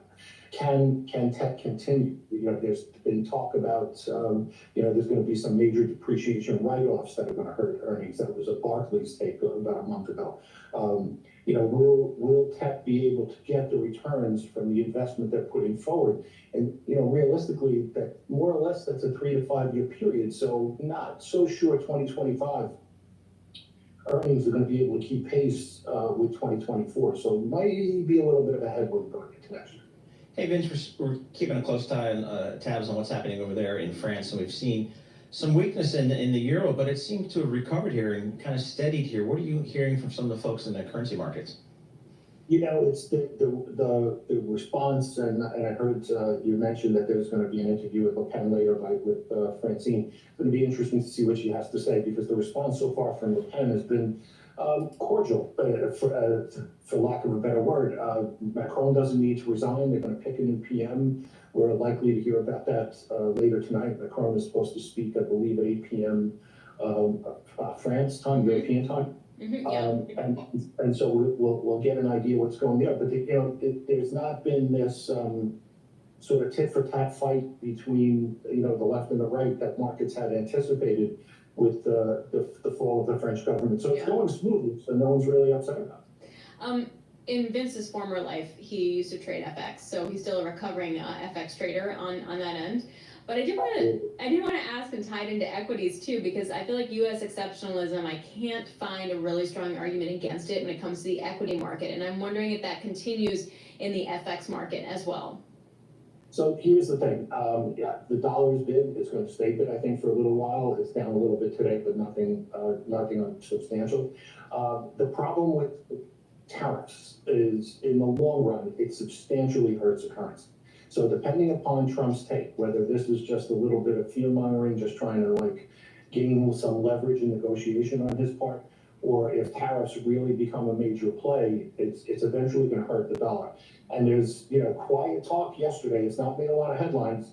His pick by Navarro as a trade advisor could have very substantial implications next year as to what that tariff situation looks like, in particular for China's offshore currency, and what that means for basically import-export prices next year. Could be very detrimental.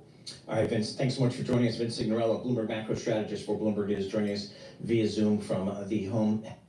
If it was potentially so detrimental, why is equities going up? I'm telling you, the Trump trade is going to carry on for a while. All right, There's going to be a little bit of a hiccup with a little bit of a profit taking, maybe a 10% pullback, but it's going to continue to rally. This is kind of we're in a sweet spot right now.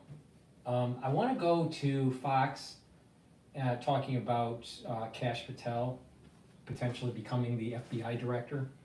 I support Kash Patel. I think that he would be a great FBI director. But before I do that, please go to my store, the-studio-reykjavik.com. Like I said, get a good probiotic. This one is the powdered version. The one I showed earlier was the veggie cap version. I use this version. I mix it with my hummus every day. For lunch, it's a great way to take a probiotic. You can mix it with water, filtered water, mix it in a smoothie. It's up to you, right? I prefer to mix it with hummus. You can mix it with yogurt, whatever. So please go to my store, get the powdered probiotic. It's a great way to take the probiotic. And you get all those benefits like I mentioned earlier. Vitamin B complex, really important. The first few B vitamins help with your mitochondrial health, with the electron transport chain. That's where you build up most of your ATP, your energy source. Vitamin B complex also helps with your red blood cells. It helps with your neurons. When you get older, you need to improve your neural health. And a great way to do that is to take vitamin B complex. So please, go to my store, get the vitamin B complex, boost up those energy levels, have better cellular metabolism, and improve the health of your neurons. And immune system, boost up your immune system.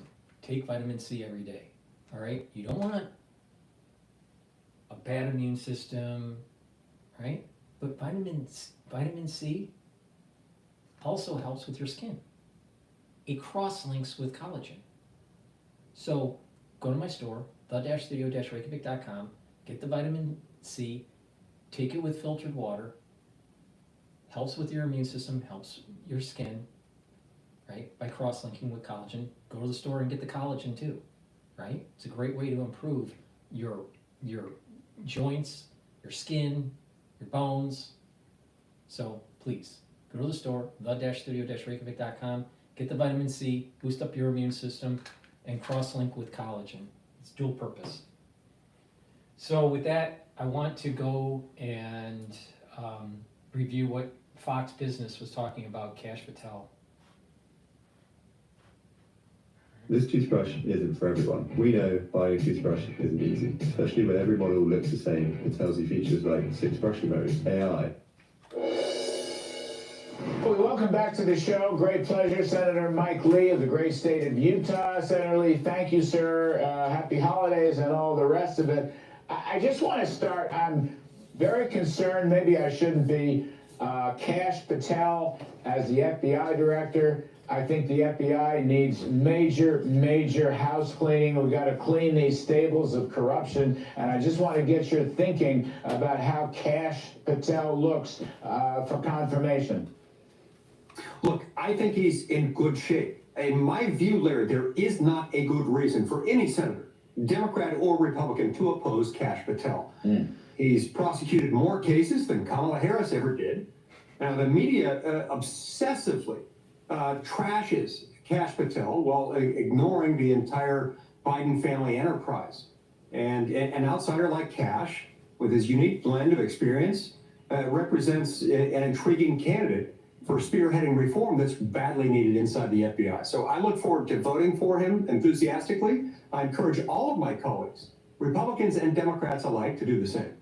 Yeah, I personally, I'm not in this process this year, but personally I didn't even want the FBI to do any vetting. I've lost confidence in the leadership of the FBI, but apparently the Senate will let the FBI do some vetting. But Kash Patel is a guy, I agree with you, he's had so many positions, he's a strong guy, he's a knowledgeable guy, and I can't imagine voting against him. Now the other one, Senator Lee, I want to ask you about. Before we leave Kash, though, I just want to say that one of the reasons they hate him is because of his involvement in uncovering the Russiagate hoax. Yes. That positions him uniquely to address the political biases within the FBI. And I think that's exactly why they hate him. Now, a lot of the there needs to be a major restructuring of the national security state, a restructuring of the FBI, restructuring of the CIA, restructuring of the NSA, the TSA, Homeland Security, because they were eroding the constitutional freedoms of American citizens. And not only that, they promulgate this never-ending emergency power that happened right after 9/11. Now, I'm a little concerned about what's going on in Syria. Is this another, chance for them to gain emergency power? I'm concerned about tactical nukes that go off in European theater. Is that a means for the national security state to try to get more power? Possible. I don't trust them. Never have, never will. Especially with what they did to the American citizens during the crisis of 2020. And then, the demonization of people that voted for Trump or voted for the Republican Party. The demonization of individuals wanting to protect constitutional freedoms. The demonization of people that wanted to have autonomy over their body and not be dictated by HHS on what they should be doing. Yeah, the deep state needs to be restructured. The hate directed toward him is sort of broad invective. But what they're really getting at is they don't like the fact that he's onto them. And that's exactly why we need him in there. Yeah, that's a great point. He blew the whistle on the Russian hoax. He blew the whistle on the FBI informants deal. You're 100% right, sir. Thank you for that. The other one, Pete Hegseth. Now, according to the news this morning, President Trump has said to Hegseth, fight back, fight back. He's not dumping him for anybody. You know Pete very well. I know him very well. What do you think about this story? How's it looking? Look, I had a great meeting with him the other night. I had him come and speak to me and a dozen or so of my colleagues in the Senate. He outlined a pretty broad, bold vision for reform within the Department of Defense. And get this, Larry, he wants to take the Department of Defense and make it about defense again. Wants to make it about projecting a lethal, intimidating, powerful military force, rather than a woke enterprise engaged in a grand social experiment to placate the leftmost base of the Democratic Party. That's why they're fighting him so hard. That's why we need him, and I expect him to be confirmed and to do a great job as the Secretary of Defense. As you know, I mean, just one last one here. Pete Hegseth is a highly decorated combat veteran, serving in 2 theaters. I mean, for some reason, these left-wing media reports don't seem to include that. He has a couple of Bronze Stars, if I'm not mistaken. He may have other decorations as well. I mean, he's a total patriot. He's put his life on the line for the country. As he explained to us the other night, when we met with Pete Hegseth, he, as a warfighter, is going to be focused on the warfighter, because that's what the Department of Defense ultimately is about. It's not about creating more flag officer positions, of which there's been a gross proliferation over many decades. Not about this social engineering experiment. No, he's about the warfighter and making sure that we've got the most intimidating, lethal force out there. Senator, I know you're going to be involved in the DOGE movement in the Senate, and I guess you're going to meet with Vivek and Elon tomorrow. Expectations are running pretty high, but I don't know Elon very well. I know Vivek rather well. They're very serious people. They're going to come up with some very strong recommendations, going to save a lot of money, going to cut a lot of regulations. What are you thinking here? Look, I'm really excited to be part. Want the effects of Viagra, but faster? Meet Rose Sparks. They contain sildenafil and tadalafil, but Sparks dissolve under the tongue. Dissolvables work. Look, I'm really excited to be part of the DOGE caucus in the Senate. I'm excited for these meetings tomorrow. And as I see it, Larry, we've got to keep DOGE focused on how it is that we can reverse the dangerous modern trend in which Congress, number one, recognizes no substantive limits on federal authority, something that's sharply at odds with the Constitution itself. And two, a Congress that delegates most of its lawmaking power to unelected, unaccountable bureaucrats.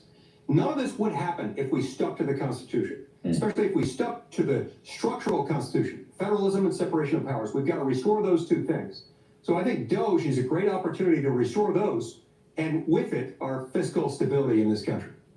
You know, sir, on that point, I know you're a constitutional scholar, and the issue of federalism, just for a second, I don't know if you saw my old friend, we worked together in the Reagan OMB a long time ago, John Cogan from the Hoover Institute, wrote a piece in the Wall Street Journal showing how the proliferation, the unbelievable proliferation of federal money given to states and localities has wrecked the budget for decades. I don't mean 10, I mean 30 years, 40 years.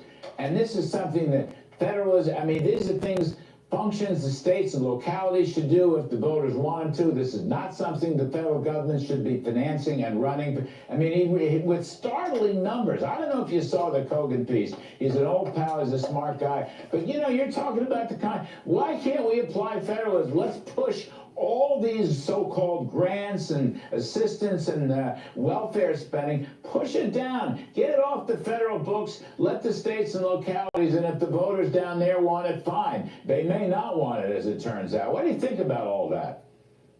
You know, Larry, I just left moments ago a meeting with all my Senate Republican colleagues, and we were talking about this very thing, not the article itself. I need to read that. But it sounds like he and I view the world the same way. But in that meeting, I made the point that if we followed federalism, if we focused on the enumerated powers of Congress, primarily the 18 clauses of Article 1, Section 8, we wouldn't have a $36 trillion debt, in part because we wouldn't be doling out all of these welfare benefits to the states with the idea that in some cases they match them, in other cases we pay for the whole thing or otherwise. There's a reason that happens. And it happens this way because we print money, they do not, they cannot. And that's why so many people have asked that all these things, which fundamentally should have been state programs, not federal, because they're not really within the ambit of the enumerated powers in most cases, that they ought to be done by states. But they want them federal because the federal government prints money, the states don't. And that's part of why we've gotten into so much trouble here. Yeah, well, somebody ought to put their foot down on that one. Last one, Senator, this is popping up left and right. I know that you've commented down through the years on the Federal Reserve. You mentioned printing money. The Fed, of course, is the other printing press that nobody has any control over. There's talk that it's possible that President Trump might suggest a shadow Federal Reserve chairman or a ghost Federal Reserve chairman until Mr. Trump can appoint his own person in 2016. Do you have a quick thought on that? A shadow Fed chairman, sir? You know, it's an interesting thought, and I'm not sure how that would work, to have a shadow Fed chairman. If that person's purpose were to advise the president, I don't see any reason why anybody could object to that. And unless that person is actually running the Federal Reserve Bank, doesn't have the authority of that person. But this gets back to my central grievance with the Federal Reserve Bank. We have to remember that this is a private, for-profit corporation that's been given immense government regulatory authority and immense control over the economy, and that once its leadership is installed, appointed by the president with Senate confirmation, that it's like self-running. This is a problem, and it's antithetical to the way our Constitution was set up. You're not supposed to take these things that have such a profound impact on public policy and our entire economy and render them beyond the reach of the voters of the electoral process. And I think that's consistent with why President Trump is so frustrated. Yeah, absolutely. You know, nobody ever gave the Fed any mandate or legislative mandate to be the nation's central planner in the economy. Or at least I don't see it. They protect the value of our money. Anyway, and that is a big point. The Federal Reserve is about central planning. The Federal Reserve is about this overall trend of controlling society, social engineering, or socialism. Bad idea. please go to my store, the-studio-reykjavik.com. It's through the support of the viewers going to the store and purchasing the products that helps me do this. All right? In addition, it's a win-win for you and for growing the channel and doing these things by getting the supplements and improving your health. So please, go to the store, the-studio-reykjavik.com, and get NAD+. NAD+ is a supplement that I've added to my stack. The reason why I added it is that it helps with increasing the energy levels. It also helps with healing DNA damage. See, as we get older, we start to accumulate DNA damage, but we have mechanisms in our cells to repair that DNA damage. The problem comes in is that as we get older, we have more DNA damage. So it kind of overloads our internal mechanism of repair, and we need a little bit of help. NAD+ helps with that, with helping the DNA repair mechanism to be able to repair that DNA. So it is a supplement to take to boost up your energy levels, but also to help to repair your DNA damage. In addition, NAD+ is very important to help with neural health and neural protection. As we get older, our neurons don't function as well, and we need to take supplements to help with that. This is synergistic with other supplements like ubiquinol, resveratrol, C60. You'll notice there's a trend that I talk about with these stacks, and that is bring down reactive oxygen species, boost up that mitochondrial health, increase energy levels, right? And when you do that, it helps a lot of different systems in your body, especially your neurons. So please, go to my store, the-studio-reykjavik.com, and get the NAD+. If you're 40 plus years, you should be taking NAD+ just to protect your neurons, all right? Because by protecting your neurons, that means you'll have better balancing. By protecting your neurons, when you get older, you won't have as many gait issues.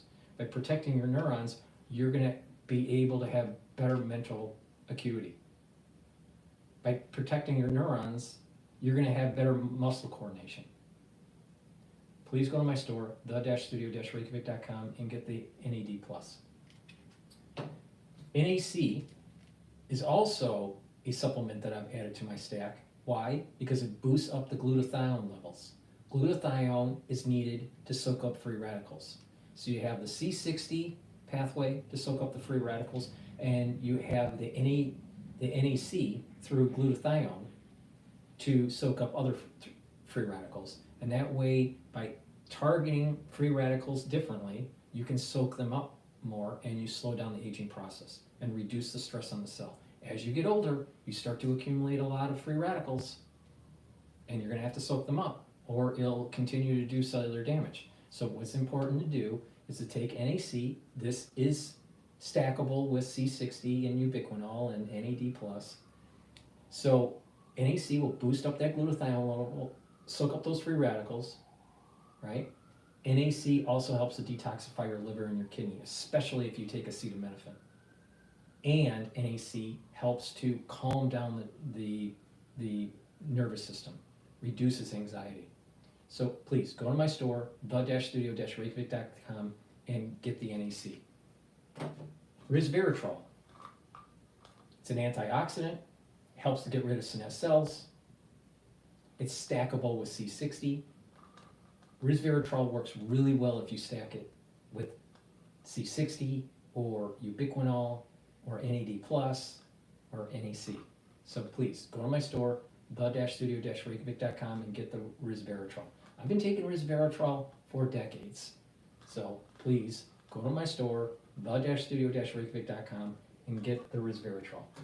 Now, with that said, I want to take a look at.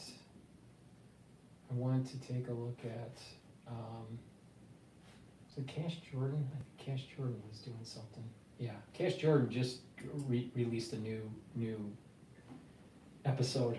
One talking ticker, about New York. one trade every week. My name is Nate Baer, and I just sat down with Peabody Award-winning journalist Bill Tucker and revealed their local ICE field office like the one behind me. But apparently this one's backed up with appointments until 2030. And while the loosening of immigration restrictions should free up our overworked ICE agents, critics say these new policies will no longer check for past arrests or outstanding warrants. And while this new initiative is being tested in select cities like New York, experts say the situation at the border is about to boil over. At least 1,500 migrants are rushing to our southern border, trying to make it before President-elect Donald Trump takes office. And those migrants on the march as the Biden administration quietly loosens immigration policies before they go. Starting next month, migrants in New York City will be able to bypass in-person check-ins to their local ICE office. They can instead check in on an ICE portal app, which reportedly has glitchy, unreliable software that doesn't check for past arrests or outstanding warrants. They say it's needed due to the overwhelming backlog of in-person appointments, which goes back 5-10 years. And get this, ICE sources also told me they wanted to make it public, but their DHS bosses stopped them. Mexican cartels right now are urging migrants to rush into the United States before Trump takes office. This comes as Trump insists he will begin mass deportations and vows he'll use the military to do that. Ed Cuccia, a New York City immigration attorney, told The Telegraph that he had clients use the piloted app when it was being tested earlier this year, and says he doesn't think the system will change much, calling in-person check-ins a bit of a joke.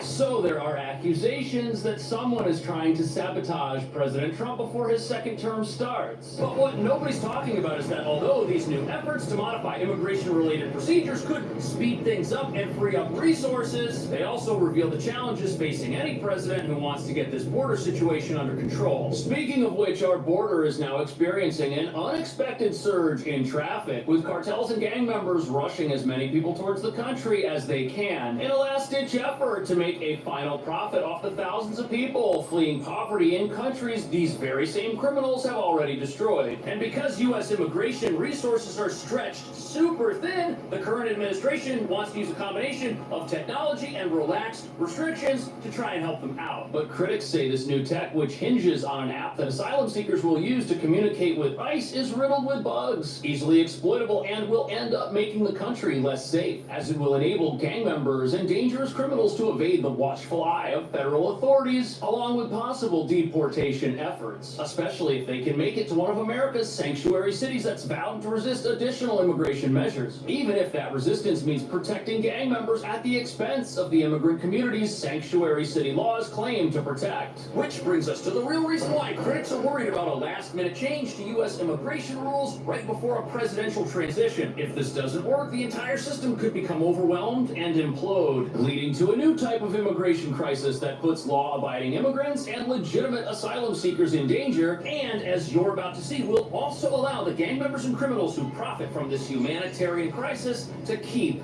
doing so.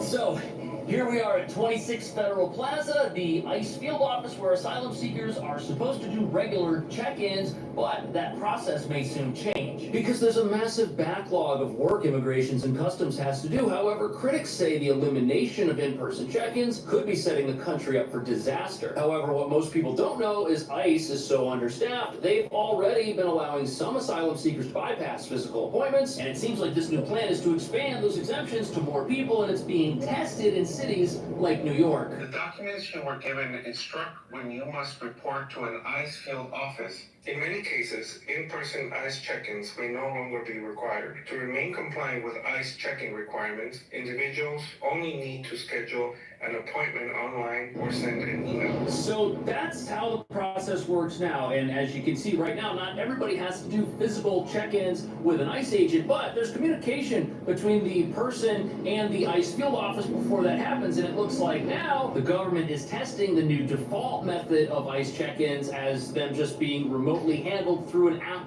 or a website. The New York Post has a couple of stories on this. Apparently, it's a pilot program being tested in select cities like this one. And you can tell that it gets busy here. I mean, look at these barricades. They got a wraparound line operation going from the front door to the street. They got security out front directing people, telling them where to go. But critics say a technology-based approach that has cracks in it isn't the right way to go to solve this. And 20 years ago, if there was a line that was too long at a local ICE facility, you would hire more agents to help speed up the process. You wouldn't institute a new process that is different from the current process, which may be helping to keep the country safe. But here we are in 2024, and there are some who think that with a technological solution here, the same number of agents could still do their jobs without being overworked. And although in theory this sounds great, if this program does have lots of bugs and loopholes in it, and the wrong people figure out how to exploit this system, we could have problems. And according to the Post, critics are saying that there is no enforcement around proper use of this new system, and there are no consequences for people who don't use it as they are directed to. Now look, the vast majority of asylum seekers who are here, they're not here to become criminals or evade federal immigration authorities, but if someone is intent on doing that and they're not here for a legitimate purpose, this app could make that easier for some of the worst people on the planet, like gang members and other dangerous individuals. The database for the current system flags arrest warrants for migrants to ICE officials. The outgoing Biden administration is allegedly loosening those restrictions and planning to launch a new ICE app. So from this point forward, it's going to look like every step in this process is being done to manage a humanitarian crisis or sabotage the next president before his term starts. But the problem is, if someone has outstanding warrants, criminal convictions, or arrests, the system will not flag that, which is something the current in-person process does. And that's a big problem, because if somebody says they're here claiming asylum, but their actions prove otherwise, perhaps that's something the authorities should look into. But if technology stops that from happening, people who are here to pursue something other than the American dream may get their chance to do it, and that's a bad thing. And that's especially concerning when you consider that New York right now is experiencing a rise in gang activity, with gangs like Tren de Aragua committing all sorts of crimes in the city while living in some of our shelters that are supposed to protect and help asylum seekers. And with this new system, if a gang member gets arrested for doing something and they check in with ICE through their smartphone or through a computer, no one's gonna know about it. And according to the New York Post's review of this whole program, this app has glitches where if you check in through a website, it doesn't accurately store the location of whoever it is that checked in, which means people could be checking in from... Let me chime in on this. All right. Trump is going to use his authority to take these illegal immigrants and send them back to the country of origin. All right? Probably going to start with criminals, gang members. The gang problem in New York is the theft and the gangs and all. It's a major problem. All right? So they're going to focus on that, right, first. But you have these individuals that aren't part of the gang that have been in the country during the Biden administration or even before, right, that probably also have, some of them or many of them will have to be processed to be taken out of the United States. But it's going to start with the criminals. And it's going to be hard for the mainstream media to fight against Trump when he's deporting criminals that are illegal aliens. All right? But to muddy the waters, have a new wave, a new caravan, a wave of illegal immigrants coming over the border during the Trump administration. And so he has to deal with that and tear apart families and you know, the play on the emotional fallacy as he's deporting the criminals. And so they want to muddy it. They want you to think Trump's a bad guy because he's going after, you know, Susie and Johnny that are poor from Nicaragua or Cuba or, you know, some other country, right? Instead of focusing the attention on the mainstream media with the illegal immigrants that are causing crime. So how Trump handles that, I'm not sure. Because obviously you got to stop the caravan. Best to stop it before they get to the border. And there's some tactics for, that Trump can use. The tariff tactic is a good one. But once they cross over, Trump needs to be forceful and push them back out of the country. He has to be forceful. He can't let this caravan, even if they're not criminals, you can't let this fester, because you have this new wave coming in. You have the criminal activity that's already in the inner cities from the illegal aliens, and then you have the ones that have situated themselves that aren't, quote, breaking the law right now, but they broke the law by being an illegal alien, right? And then some of them are being processed through as asylum seekers, but they didn't do it the proper way. They should have went through the correct port of origin and fill out the paperwork to do that, instead of coming in here illegally and then having nonprofit organizations helping them process, asylum. And that's that's a lot of people don't realize. There are nonprofit organizations within New York and these other sanctuary cities that are getting state funds, sometimes federal funds, but state funds, and donations to help process these illegal aliens so they can get asylum. So the nonprofit likes the money flow. Even though that they're helping these people process their illegal immigration status into, a pending status because they're seeking asylum, the nonprofit organizations are helping this happen. Well, stop the funding to the nonprofits. That's another great way to do this. But Trump needs to make sure that he gets the illegal aliens that are in this country causing havoc out. And he has to stop that caravan, stop this inflow. And then after that, start going after the ones that have embedded into the society. It's like it's a multi-stage process.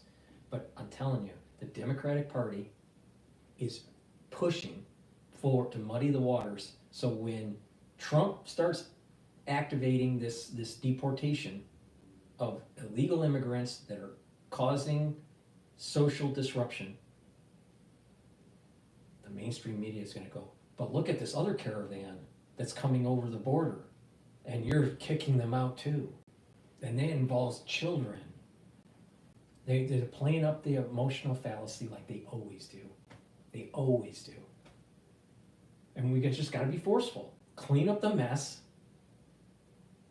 that failed immigration policy has created for decades.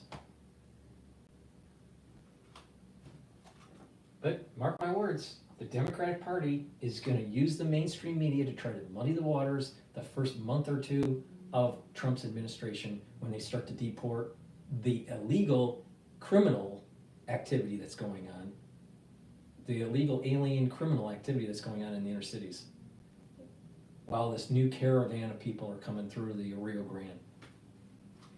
That's what's going to happen. Lovely.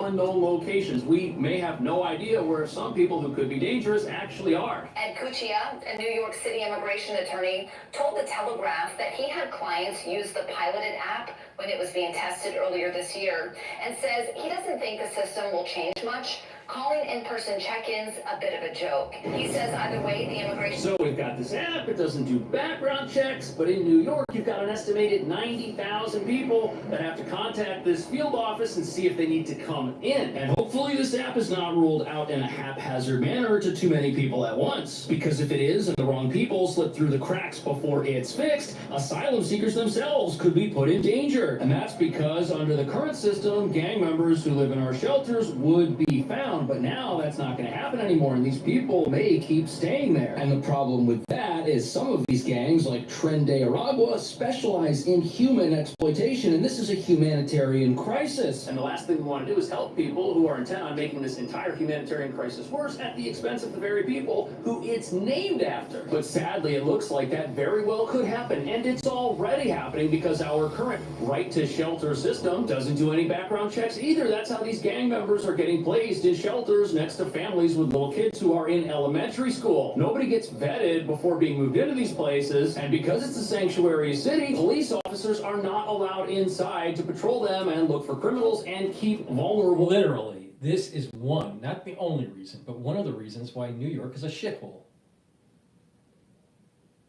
It's one of the major reasons. Because there's too much crime, they're wasteful of taxpayer money, and people want to leave. People want to move out. I mean, you know, literally, if you're a CEO of an insurance company, you know, you have a high probability you're getting blown away on the street corner of New York. AKA, that's what happened yesterday. Now, of course, I'm sure that was, you know, a professional hit job, but the point here is that crime is huge in New York. It's filthy. It literally, the whole city smells like rat urine. The whole city. The whole city. It even smells more rat urine around, you know, the mayor's mansion. But, you know. And if New York is the canary in the coal mine for America, America is in trouble. I hope it's not. I hope it's not the canary in the coal mine. But the thing is that New York has been destroyed because of Democratic policies. Destroyed.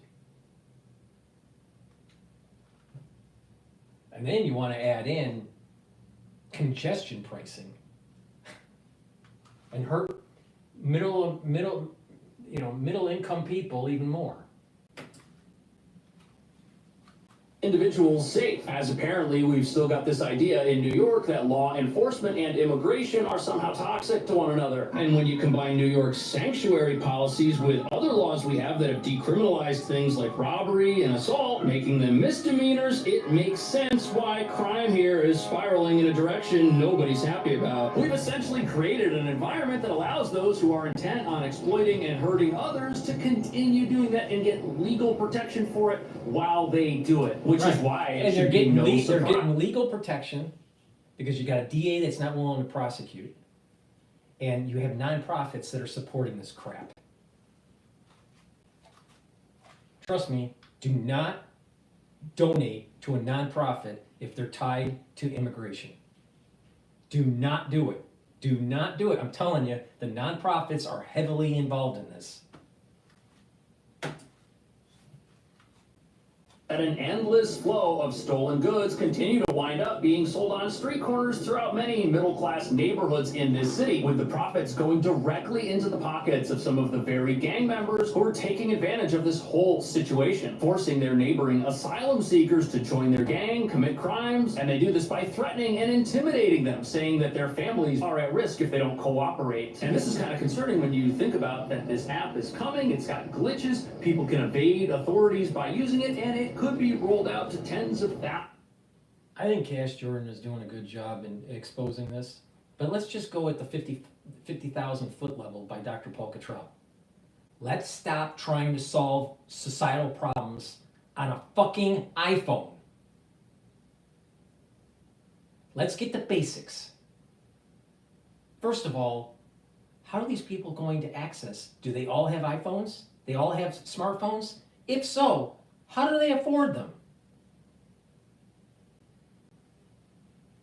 You don't solve these problems by we're just going to use an app. We're going to use IT. We're going to use technology to solve these social problems.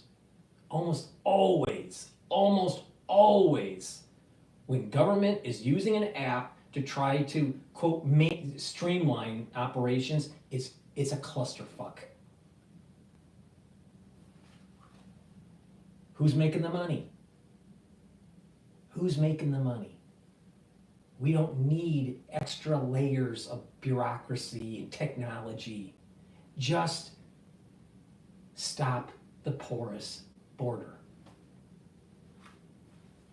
But we could do it, we'll put that on an app.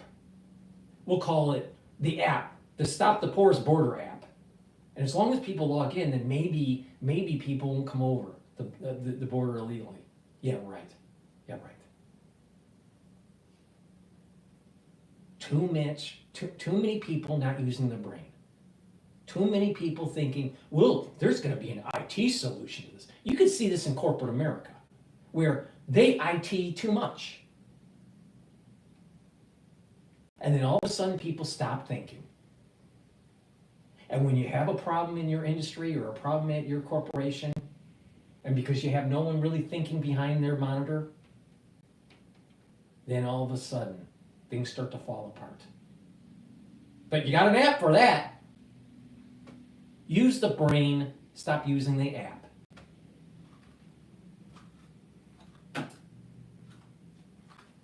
Thousands of people to see if it works. And this is happening at a time when U.S. border policies are also being loosened, which critics say poses a danger not just to sanctuary cities, but to every city in this country.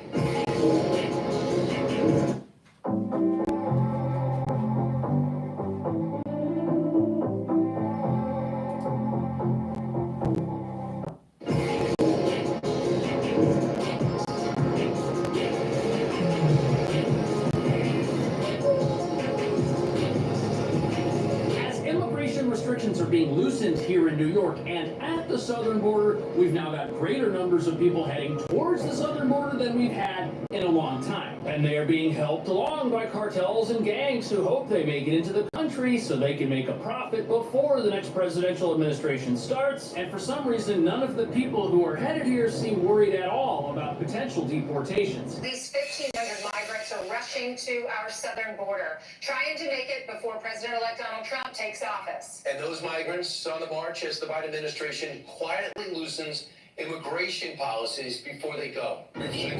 So before we get into how these caravans operate and who it is that's behind them, you've got to understand that anybody... George Soros. into the country now, they would be a legitimate asylum seeker and they would have documentation that allows them to remain here while their asylum case plays out. And although you can blame politicians for this situation, it's hard to blame the people themselves, many of whom are fleeing poverty. Regardless, there's now concern that with immigration-related procedures changing in sanctuary cities like New York and along the border itself, more people who shouldn't be in the country could come here. And these dangerous criminals and gang members could end up having an easier time evading federal authorities, which, to be honest with you, is the last thing a sanctuary city like New York actually needs, because that's not good for people who are here in a law-abiding capacity, including asylum seekers, because this will only enable a criminal underworld set on exploiting others to continue doing just that while getting cover from our legal system. But even though President Trump got elected with an agenda to reform our immigration system and carry out mass deportations of people who shouldn't be in the country, many of the folks who are now on their way here do not seem at all perturbed by that, which could very well mean they're coming here in a capacity that is currently legitimate. I watched an interview where Trump said there will be a deportation of anyone who committed a crime from any country. But for an immigrant who hasn't committed any crime, there won't be a deportation. So I'm not afraid of anything. Whatever happens, the dream is the American dream. Wait a minute. They want to come over here illegally. It's still breaking the law. If you want to seek some sort of asylum, go through the proper channels. See, this is the problem. So they're being told, well, crossing the border illegally isn't really that much of a crime, so don't worry about it. And as long as you're an abiding citizen, you'll be okay. Now remember what I said on the previous video. New York City needs the illegal immigrants, kids, in the public schools. Because one, the citizens of New York, the American citizens of New York, are having less children. Or they're leaving the city. That means that the amount of seats that are filled in these public schools are going down. That means the funds that they get go down. They need the illegal alien baby, all right, kid in the public school so they get funding. And then on top of it, New York is hemorrhaging residents to other states. New York's worried about losing congressional seats. The population of New York is going down as a state. They need an inflow and then legalize them so they maintain congressional power. Oh, now you wonder why Schumer is so hell-bent on having this caravan. I'm telling you, our country is being run by jackasses, literally, by incompetence, and by people that are on the take, AKA Schumer. And to be there. This caravan comes. So this gentleman, if he's willing to be on the news, he's probably not trying to sneak into the country. He's probably coming here in a capacity that will be approved, but you can't argue with his logic. In a few weeks, this might be impossible for many people, and the cartels and gangs that might help some of them get into the country are telling everyone. I'm sure that almost all of that 1,500 caravan is coming over the border illegally, not through a port of entry properly.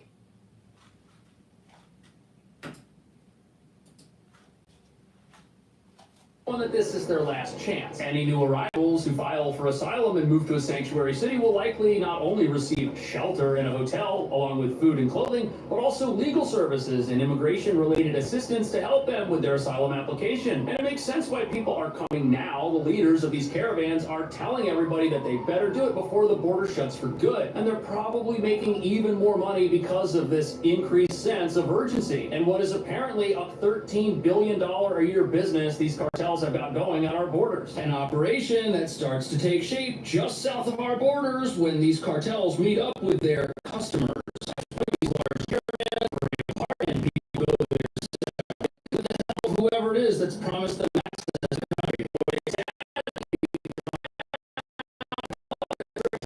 the right here in New York City.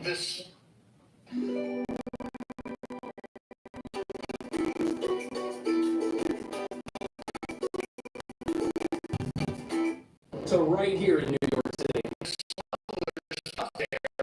I offer them ways to pay to move quickly to our southern border, and I will be willing to bet, although I'm not there, so I don't know for sure, but I'm willing to bet that the smugglers are offering premiums for top dollar. So this is the point in the journey where things take a wrong turn for just about everybody except the criminals, because people are now going to be faced with the last leg of this journey. The cartels and the gangs are going to say, hey, we've got a way to get you safely into America, but at this point, they go from being customers to prisoners in many cases. This is when people start getting exploited, and many times they are photographed. A record is made of who they are. They're required to make large payments. That's a story. Meanwhile, the DA brags is eating tacos, you know, at the street vendor on New York and not doing his job. Dr. Paul Cottrell is probably going to have a heart attack while I continue on with this Kash Jordan video. Please go to my store, the-studio-reykjavik.com. Get the ashwagandha root. Why? Because it controls your blood glucose levels and brings down inflammation. In addition, it also helps your cortisol levels. And I'm pretty sure my cortisol levels are skyrocketed now because of the illegal immigration policy in New York. So please, take the ashwagandha root, control your glucose levels, control your cortisol levels, bring down inflammation. Really important. Why? Because ashwagandha root is dual purpose. It can help with your cardiovascular health and help with your immune system by bringing down inflammation. It's synergistic with turmeric. Turmeric is an antioxidant, but it also brings down pro-inflammatory cytokines. It helps your immune system and your cardiovascular system. Take turmeric and ashwagandha together. I'm going to have to take turmeric and ashwagandha together. Why? Because I'm starting to get high blood pressure from watching Kash Jordan. Olive leaf extract, dual purpose. Help your immune system and your cardiovascular health. Take it every day, This is going to improve your lipid profile. That means that it's going to lower your LDL levels and increase your HDL levels and bring down inflammation. So please go to my store, get the olive leaf extract. Make sure you use discount 5, all caps, discount cap, and then the number 5, and you'll get $5 off. Back to New York. About here, a 28-year-old banker from Ecuador was escorted to a bank while his family had to wait with the criminals. But it doesn't stop there. This continues along their entire journey into the country, and it happens again once they get to a sanctuary city like New York, where you've got gang members living in the Roosevelt Hotel, which is also the welcome center for every single new asylum seeker who comes into the city. From the moment they get here and get placed in a shelter, gang members are watching them. That is absolutely terrifying. And these, in many cases, are well-meaning individuals, and if they get targeted for exploitation once and it works, it's definitely going to happen. They're still here illegally. They didn't go through the border port properly. Big problem. Big problem.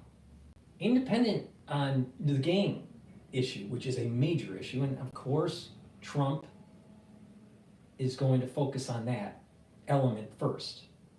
But I'm telling you, the Democratic Party is trying to muddy the waters in the mainstream media, and when they have that caravan coming in, and you're trying to deport kids, they're going to play up that emotional fallacy. It's hard to play up an emotional fallacy when you're trying to get gang members out of these inner cities that are illegal immigrants. But you start deporting kids, it's going to not look so good on the evening news by Lester Holtz.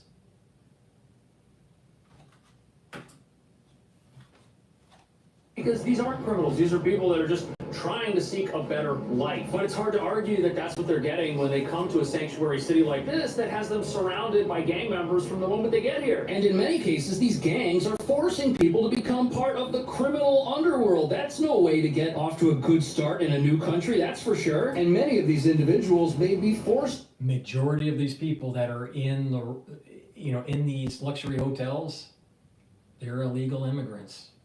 They're not here legally. Now they're put on, they get here illegally, and then they're starting to get processed to get asylum. Now some of them will be denied, some of them won't. But they came to the country illegally. Why didn't they go through the correct port of entry and fill out the paperwork for asylum? Why? Because you're increasing your chances of getting in here and getting naturalized by breaking the law. But you're punishing the people doing it the right way. That doesn't seem fair.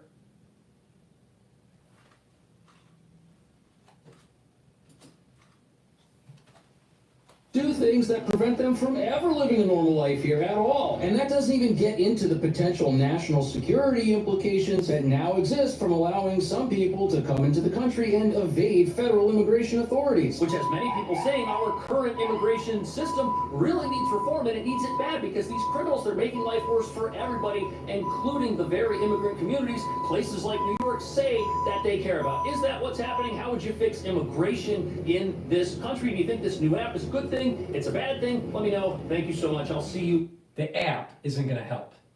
Apps don't help society. All right? Big problems can't be solved with apps on an iPhone or an Android. Secondly, to fix the immigration problem, you have to be assertive and say, you're here illegally, you don't get asylum. Period. Sorry. You want to get asylum, go through the proper channels. Stop this horse shit. And the ones that are causing the crime and these gangs, they're illegal aliens, round them up and put them on a military plane and just drop them into their country without a parachute. You got to be forceful. If you're not forceful, they're going to keep on. The problem with Kash Jordan is that he kind of whitewashes the illegal activity of them coming over the border improperly. Stop whitewashing it. They came here illegally, period. There's no ifs, ands, buts about it. Now they work with nonprofits to try to, give them, some sort of status, pending status for asylum that could go on for years.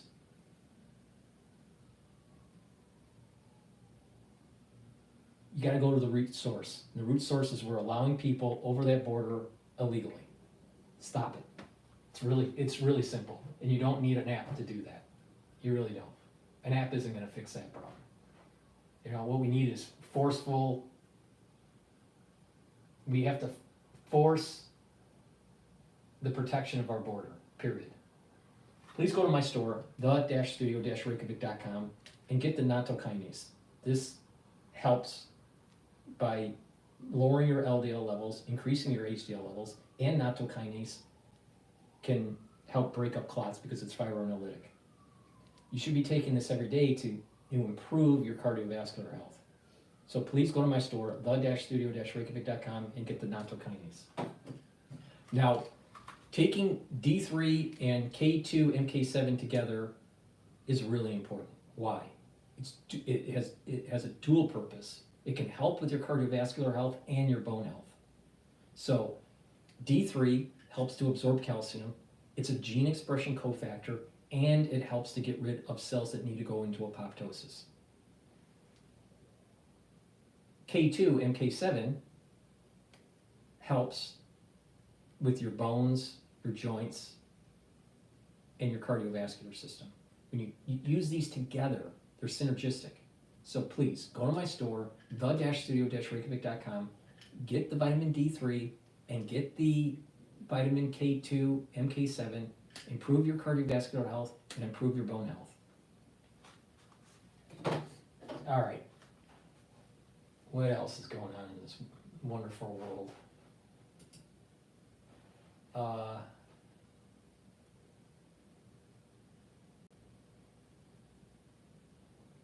Ex-Pence advisor reacts to Kash Patel. Okay, this is CNN that was published 5 minutes ago about Kash Patel. Wealthfront offers a cash account that has one of the highest interest rates on the market. If I send my money to Wealthfront, I know. Kash Patel, Donald Trump's controversial pick to lead the FBI, has made no secret of his plans to weaponize the department to go after his perceived enemies. Those include members of what he refers to as the deep state, the fake news mafia, and even former colleagues. No. And Patel appears to be making good.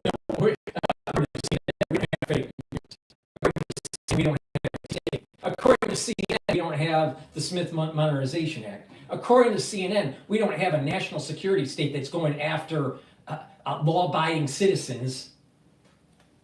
No, we don't have that. Of course not.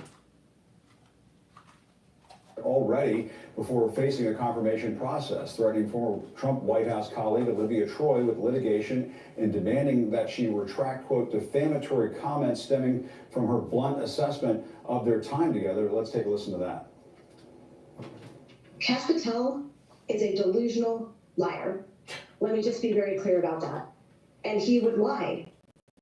Things up on operations. I think Mark Esper has talked about that as. Let me get this straight. Fake dossier created by the Clintons, the Clinton campaign, Hillary Clinton campaign, promulgated by the CIA and MI5 or 6, whatever, talks to FBI saying, maybe there's some sort of Russian interference dealing with Trump. This is all happening during the campaign for 2016. FBI lies to judges to get warrants to do surveillance on Trump and his close advisors for the campaign. And she's talking about Kash Patel lying? Are you fucking kidding me?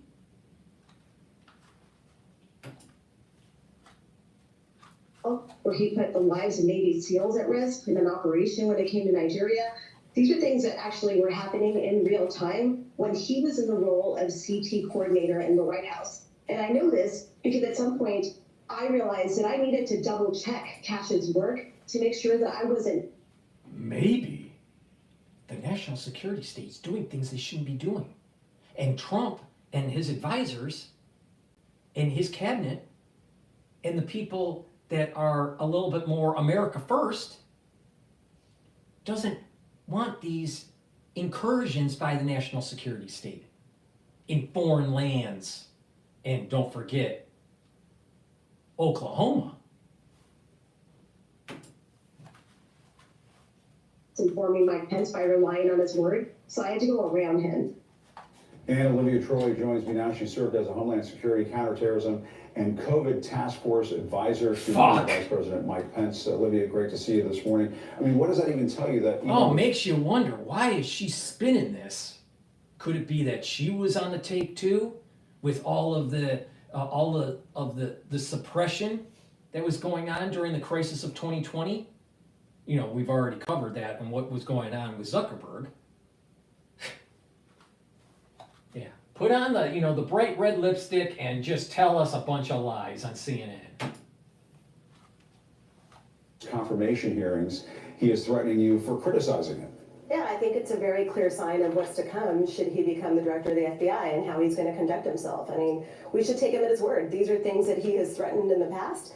And I think by doing what he did, by sending that letter to me, it was an attempt to bully me, silence me, intimidate me. But it's also a signal to others, right, as he goes into the confirmation process of trying to silence others in terms of telling the truth about his background. I mean, look, I am a person who believes that he is unfit for the role of FBI director, and I have concerns about how he will behave in the role and leading the nation's premier law enforcement agency. Do you think that she toes the line for the deep state? Because it looks like they put a lot of lipstick on that pig. So you stand by your criticism of Kash Patel? I absolutely do. Even if they have this letter saying you've got to retract all this, you're not going to do that? Yeah, I'm not going to retract from telling the truth. That is where I am. And this is something that I lived when I was working with him, and it is absolutely true.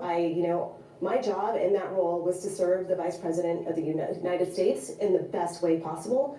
That is what I did. And if it meant, at times not taking Kash at his word, going around, look, there were people on his staff that used to come to my office and seek counsel from me and advice about what it was like to work for him, who know exactly what I'm talking about. Others have been very public about the things that I mentioned.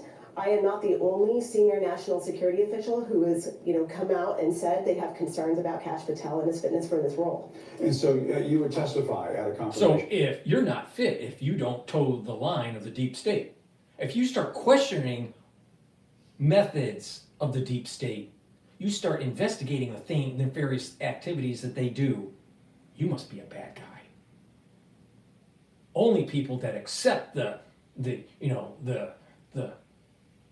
infinite wisdom of the deep state should be elevated to positions of power.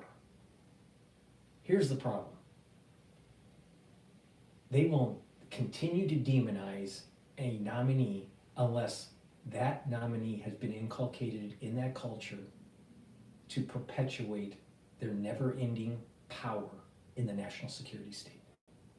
Now, we the people, at the electoral college level and at the popular vote level, voted for Trump to change the national security state.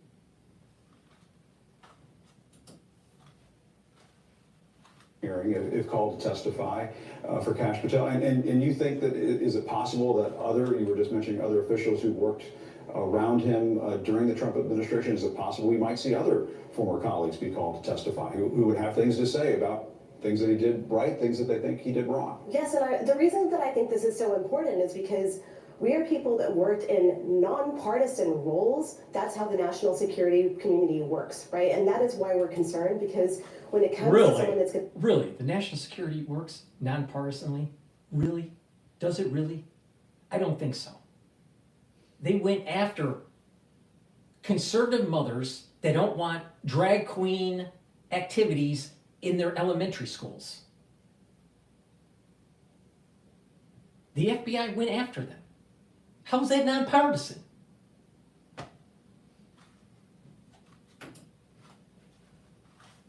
The FBI, the last thing we need is a loyalist partisan hack leading that agency and doing things that are going to be just loyal partisan hack.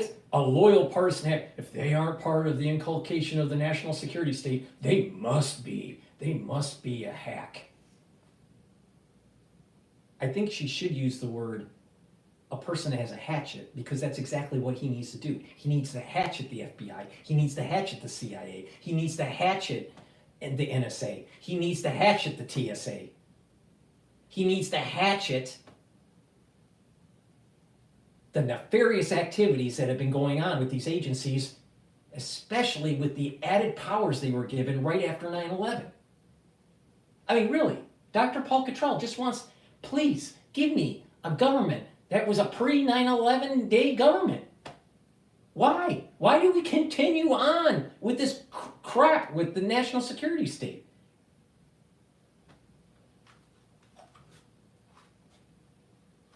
Nonpartisan my ass. Personal vendetta, and that is why this matters so much. And I'm happy. I'm happy to go before Congress and testify and tell them what I know. I'm sure others would as well.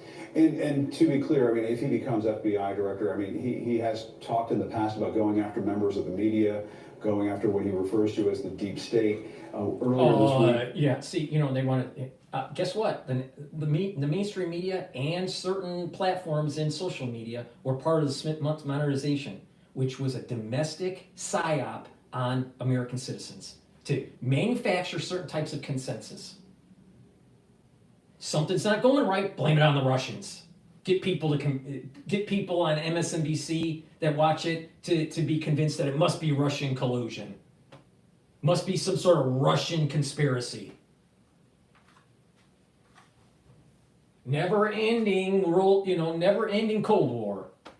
Never-ending Cold War. But didn't JFK say, before he got his head blown off, didn't he say, beware of these agencies that run rogue? And we're living it right now in 2024. We were showing an appendix from one of his books that shows this list of people that are from the deep state. It looks like an enemies list. I suppose he might say it's not an enemies list.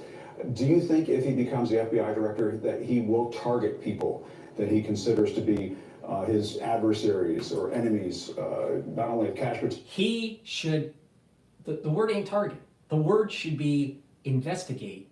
Were they complicit in doing things that were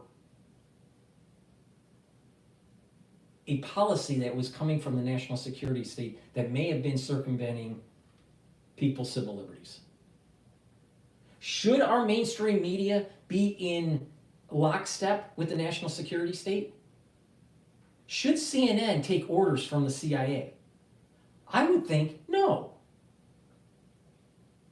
And the people that did should be held accountable.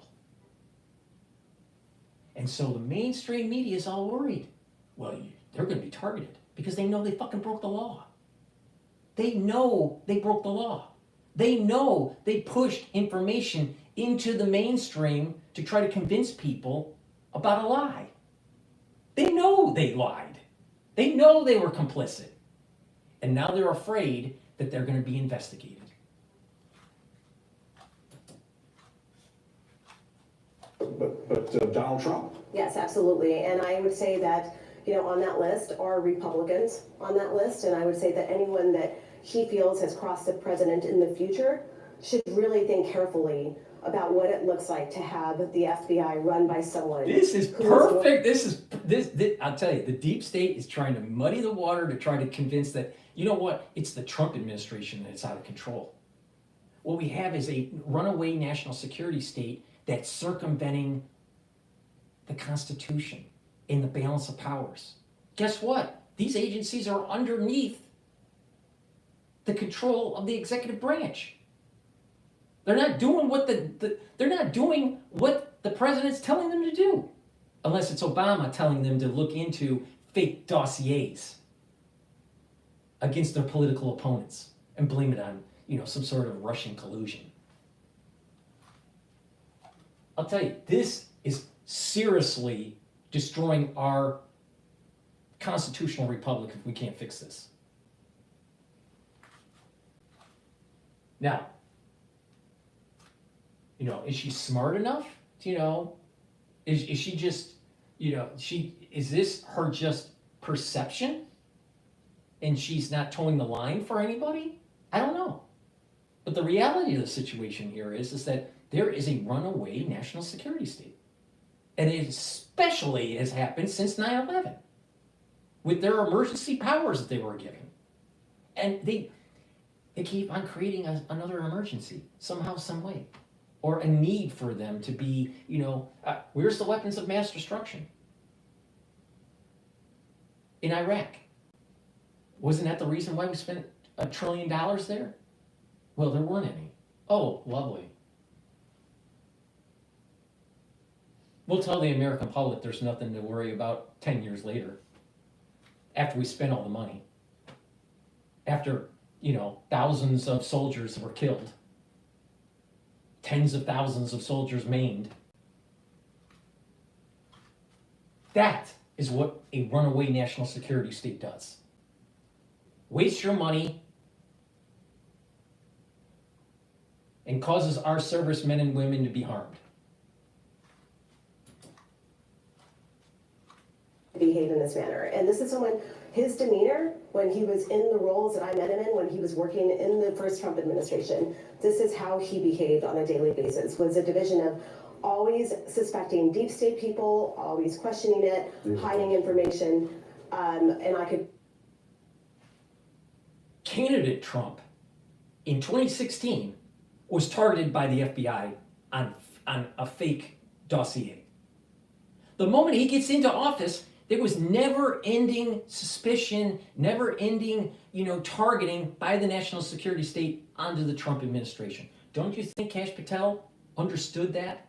Don't you think that he was questioning the deep state because of their activities they were going on with candidate Trump?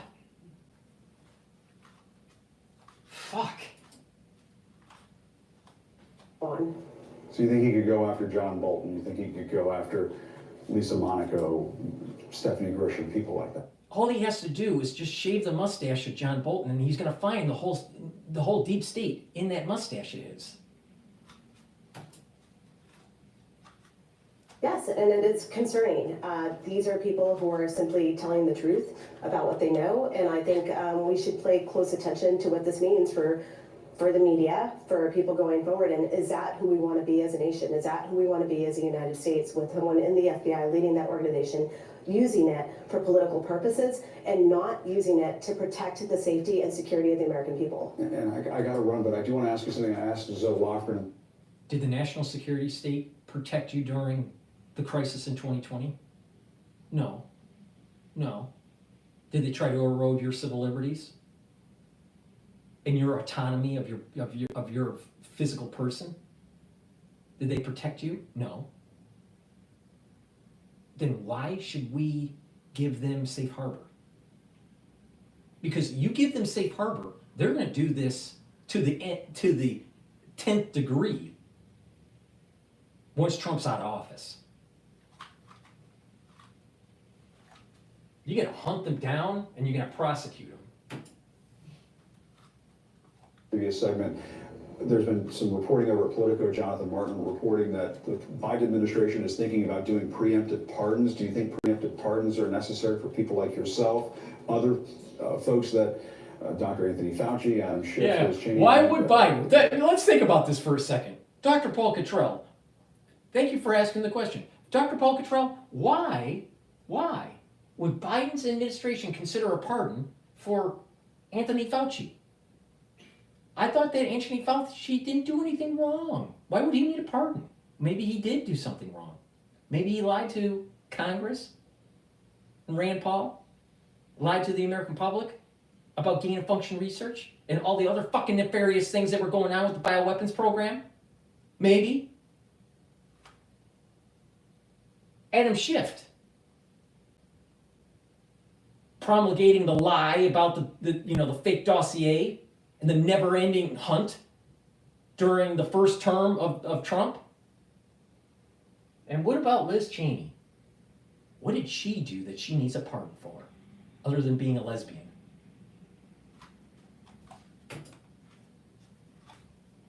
That could be targeted by a Kash Patel-led FBI. I mean, it's certainly something to consider. I guess my question is, I have not done anything wrong. I know that. And I know that many of us who have just spoken the truth, all we're doing is speaking the truth. But in today's environment, in terms of what's to come under the Trump administration, I think that's something hunt them down, investigate. If they really did something wrong, prosecute. Because the deep state circumvented your constitutional freedoms. Guess what? There's turbo cancer going on. And you had a national security state that tried to convince certain people about what was going on during the crisis. You had censorship going on. You had the Smith Modernization Act activated with mainstream media lying to the American public. And now you have people like me and others that are trying to inform what really fucking happened. Hunt them down. Because guess what? They were hunting us down.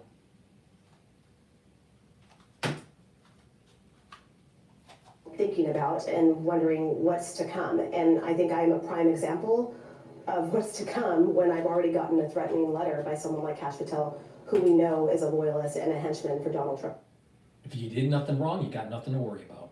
If you did something wrong, then you have something to worry about. Please go to my store, the-studio-reykjavik.com. Help support this channel and help support the constitutional freedoms of American citizens. Go to my store, the-studio-reykjavik.com, and get Myotrol. Myotrol will help build muscle and maintain muscle mass. Really important when you get older. A lot of people don't realize, that until it's too late, that you start to atrophy your muscles when you get older. And it's harder to gain muscle mass. Myotrol will help you maintain muscle fitness and increase your muscle mass. Really important. Also, it helps to improve the mitochondrial health, so you have ATP to maintain that muscle. So you'll have more energy and you'll have more muscle mass. By having more muscle mass, that means you're going to be moving around more. When you're moving around more, that means that you're not going to atrophy when you're older and have back problems and have hip problems and all this stuff. All right? The hip problems and the back problems, a big part of it is the atrophying of the body when you get older. Stop doing that. Work out a little bit. Do a little bit of cardio. Do a little bit of resistance training. Take Myotrol to maintain and build muscle mass. If you're an athlete, taking Myotrol while you're working out is important because it'll help to gain that muscle and help to fuel your body and recover better. So this is a great supplement if you're an athlete or if you're just older and you don't want to atrophy. Trust me. If you don't do this, you're going to have problems. Please go to my store, the-studio-reykjavik.com, and get Myotrol. And you're going to need muscle to fight the big state, the national security state, because they have a lot of muscle too. Because you look at all those FBI agents that are at these undercover FBI agents that are at these, different events. They happen to have the same khakis on and the same type t-shirt. They all have the same watch. They all have the same sunglasses from Oakley. Does anyone dress like that unless you work for an agency? They all have muscle. Don't you think that proud patriots that want to support the Constitution need some muscle mass? Of course. So please go to my store and get the Myotrol. Ubiquinol, really important to take. Ubiquinol is the most bioavailable form of CoQ10. CoQ10 is important for you, especially when you get older. It's an antioxidant, it helps to build up energy levels, and it also helps to improve the health of your neurons. This is a major reason why you should be taking ubiquinol. Again, ubiquinol is the most bioavailable form of CoQ10. I have a very high quality supplement here, ubiquinol. You should be taking it every day, improve your neural health, soak up those free radicals, get more energy, improve your mitochondrial health. This is synergistic with C60, resveratrol, NAD+, NEC. And since our agencies want to poison us with the water we eat and with the food, the water we drink, the food we eat, and the air we breathe, because they love spraying chemtrails, get zeolite. Zeolite will soak up free radicals, or not free radicals. So zeolite will soak up heavy metals, chemicals, and toxins, all right? So zeolite is a negatively charged molecule, all right? And it will attach to positively charged toxins, chemicals, and heavy metals. Once it attaches, it'll allow you to urinate that toxin out in about 6 to 8 hours. So the way you use this is you can use this zeolite daily, take a couple little drops underneath your tongue and drink filtered water. And do that every day. And what it'll do is it'll detoxify your body. Get rid of the chemicals that are in our water or in our food. And that way, your endocrine system and your immune system is going to perform better. In addition, some people just want to detox once or twice a year. For those people, what you should do is take a few drops underneath the tongue, just small drops, drink the filtered water, do that daily until you use up the bottle, and do that once or twice a year. But this zeolite you can take year-round as a maintenance. It's important to soak up those free radicals because they're spraying shit in the air, they're spraying stuff on our lawn, and guess what? There's, take a look at your municipality water, all right, and test it. And if you pay attention, the particulates in that municipality water is pretty high. Oh, guess what? That means there's chemicals in there that shouldn't be in there. So you need to filter it out. Now, there's different ways to filter it. I use a filtration system called Zero Water, and Zero Water is a 5-layer filtration system. But there's other ways to filter your water. But filter the water. Stop eating the processed foods that have all the chemical crap in it. And take zeolite to soak up those toxins and chemicals and heavy metals. Go to my store, the-studio-reykjavik.com, improve your endocrine system and improve your immune system. All right? I mean, I have told you throughout this broadcast how to improve your health. If you just follow what I do. Because, if we don't have enough of us shining a light on people that have, bright lipstick on pigs telling us that the deep state's good, and we don't have enough people like myself saying no, stop the bullshit, we're going to lose our constitutional freedoms.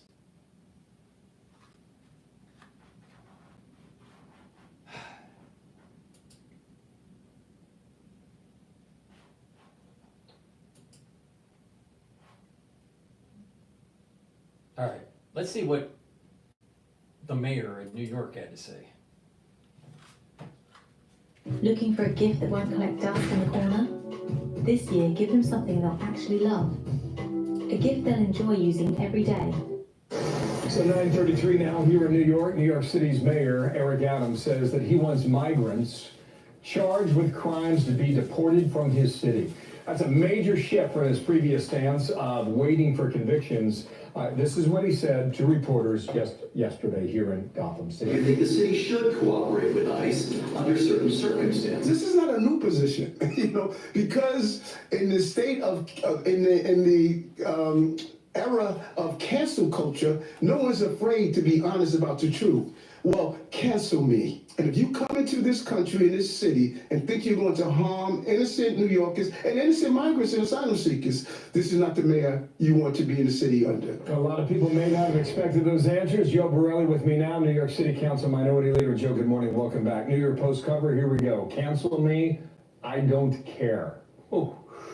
Been a long time since we've heard that. We understand that later this week, in all likelihood, Tom Homan will be here in New York, and the two men will talk. What comes of it? What's the fate of the future for the safety of people in New York?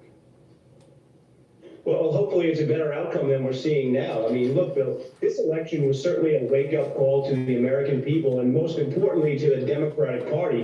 And it seems like perhaps Mayor Adams is the only one answering the phone because he's the only person recognizing right now that the American public and the New York public are simply not going to take the garbage that's going on right now where our laws hamper us from cooperating with ICE. It really is an unsustainable situation to have people who are convicted in other countries or accused by the NYPD of committing crimes and us not to be able to put them on the deportation process. People think, by the way, this is some extrajudicial. The lipstick on the pig from the previous video from CNN, whatever her name is, you know, she was saying how the government is trying to protect the people, the FBI and the CIA and all these people are trying to protect the, American citizens. Where is the protection with this porous border? Where's the CIA? Where's the FBI? Where? They're incognito. They're nowhere to be found. Except, rummaging through the private items of Melania or storming the house of Roger Stone. They got lots of time for that, but they have no time to actually protect American citizens against a porous border. Makes you wonder why the national security state is blind to this. Why? Is it that they want it to happen? Because if something happened that was some sort of terrorist activity, then they would be able to march up to the hill at Congress and ask for more fucking power. So there is no incentive to stop it because the national security state wants more power.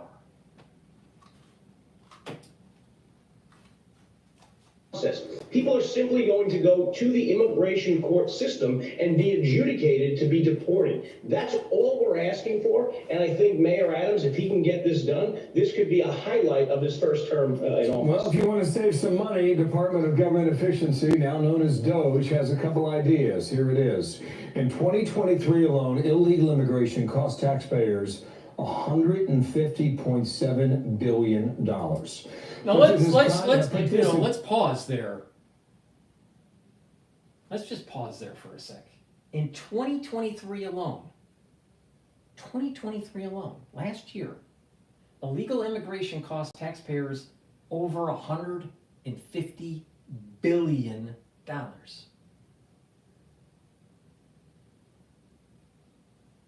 Imagine how many vets could get the proper health care, to get the proper training for job training, to get housing, to be taken care of for serving the country honorably. But we got lots of money to give to illegal aliens. Now I know why E.T. from the Andromeda galaxy wants to come and visit America. Because it's a smorgasbord. It's a smorgasbord.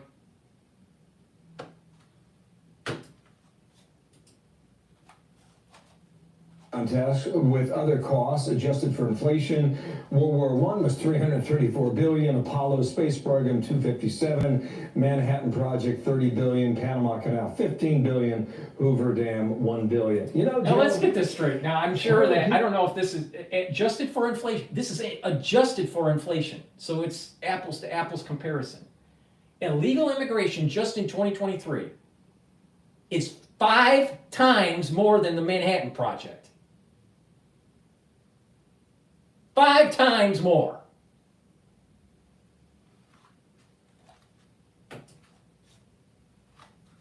Voted on.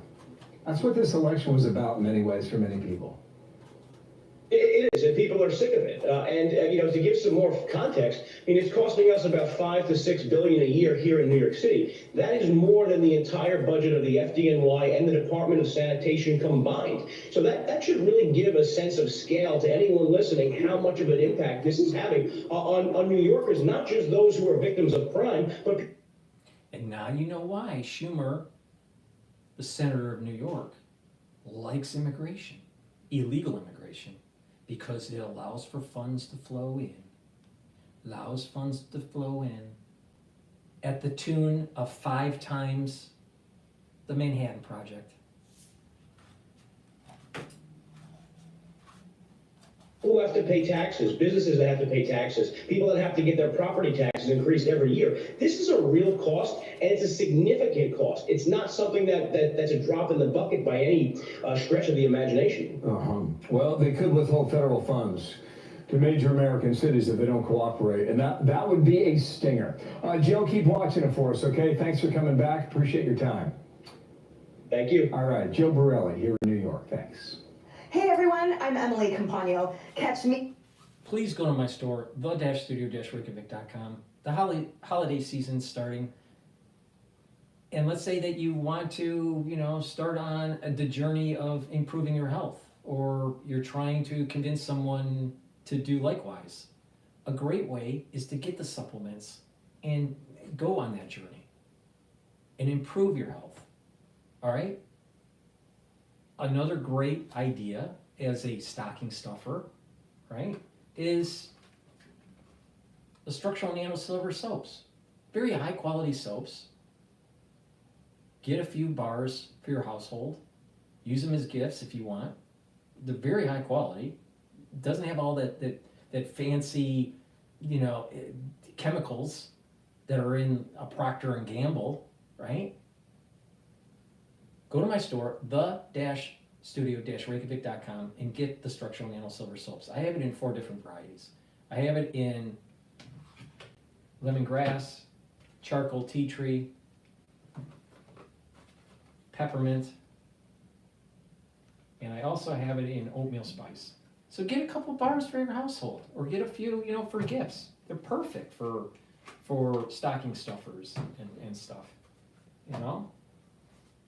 But the key is to improve your health and to purchase the products from my store, the-studio-reykjavik.com. Use the discount code DISCOUNT5, all caps, discount, and then the number 5, all caps, and you'll get $5 off, all right? And it's a great way to help support the channel and to improve your health. In addition,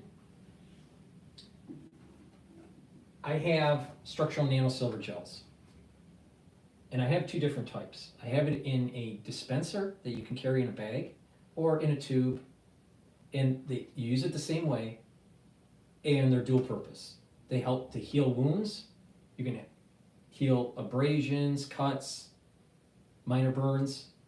In a third of the time, it'll heal, a third quicker. And structural nano silver gels can be used as a skincare, a daily skincare, where you can apply it on your skin and then later in the day exfoliate. A great way to do it is just to put it on your skin before you go to bed and then exfoliate in the morning. And this also helps to neutralize pathogens. You can put it on your skin, put it around your mouth, around your nose, around your eyes, around your ears, lightly coat your nostrils. It stays active for 5.5 hours, and it's helping to build that barrier that you need. That's really important during the cold season. That's really important when you have people at work that are sick. That's really important when you're, out and about in a high density environment like New York and there's a lot of people sick. All right? Please go to my store, the-studio-reykjavik.com, and get the structural nano silver gels. So that's the broadcast that I have today. I appreciate the ones that have been watching on the different channels with the live feed. Let me just do a recap of the market right now. The S&P 500 is trading at 6,090. The Euro USD is trading at 1.056. Oil is trading at $68 a barrel. VIX is trading at 13, so there's low risk. And Bitcoin ETF, BITO, which is the long ETF, is trading at 26.03. It's up just under 50 cents. So it went up as high as $1 plus, and then it went down. So this is obviously due to that push up of Bitcoin getting above 100,000. So that's my broadcast. Thank you for listening. And, please go to the store, purchase the products, and help support my work. Thank you for helping out. I appreciate it. And for the ones that were on X Spaces, thank you for listening. Again, this is supposed to be interactive. So in, subsequent episodes, if you have questions or if you, want to chime in and tell me your opinion, it's supposed to be interactive. Please, be a part of the show by just raising your hand and asking questions. Thank you for listening and have a nice day.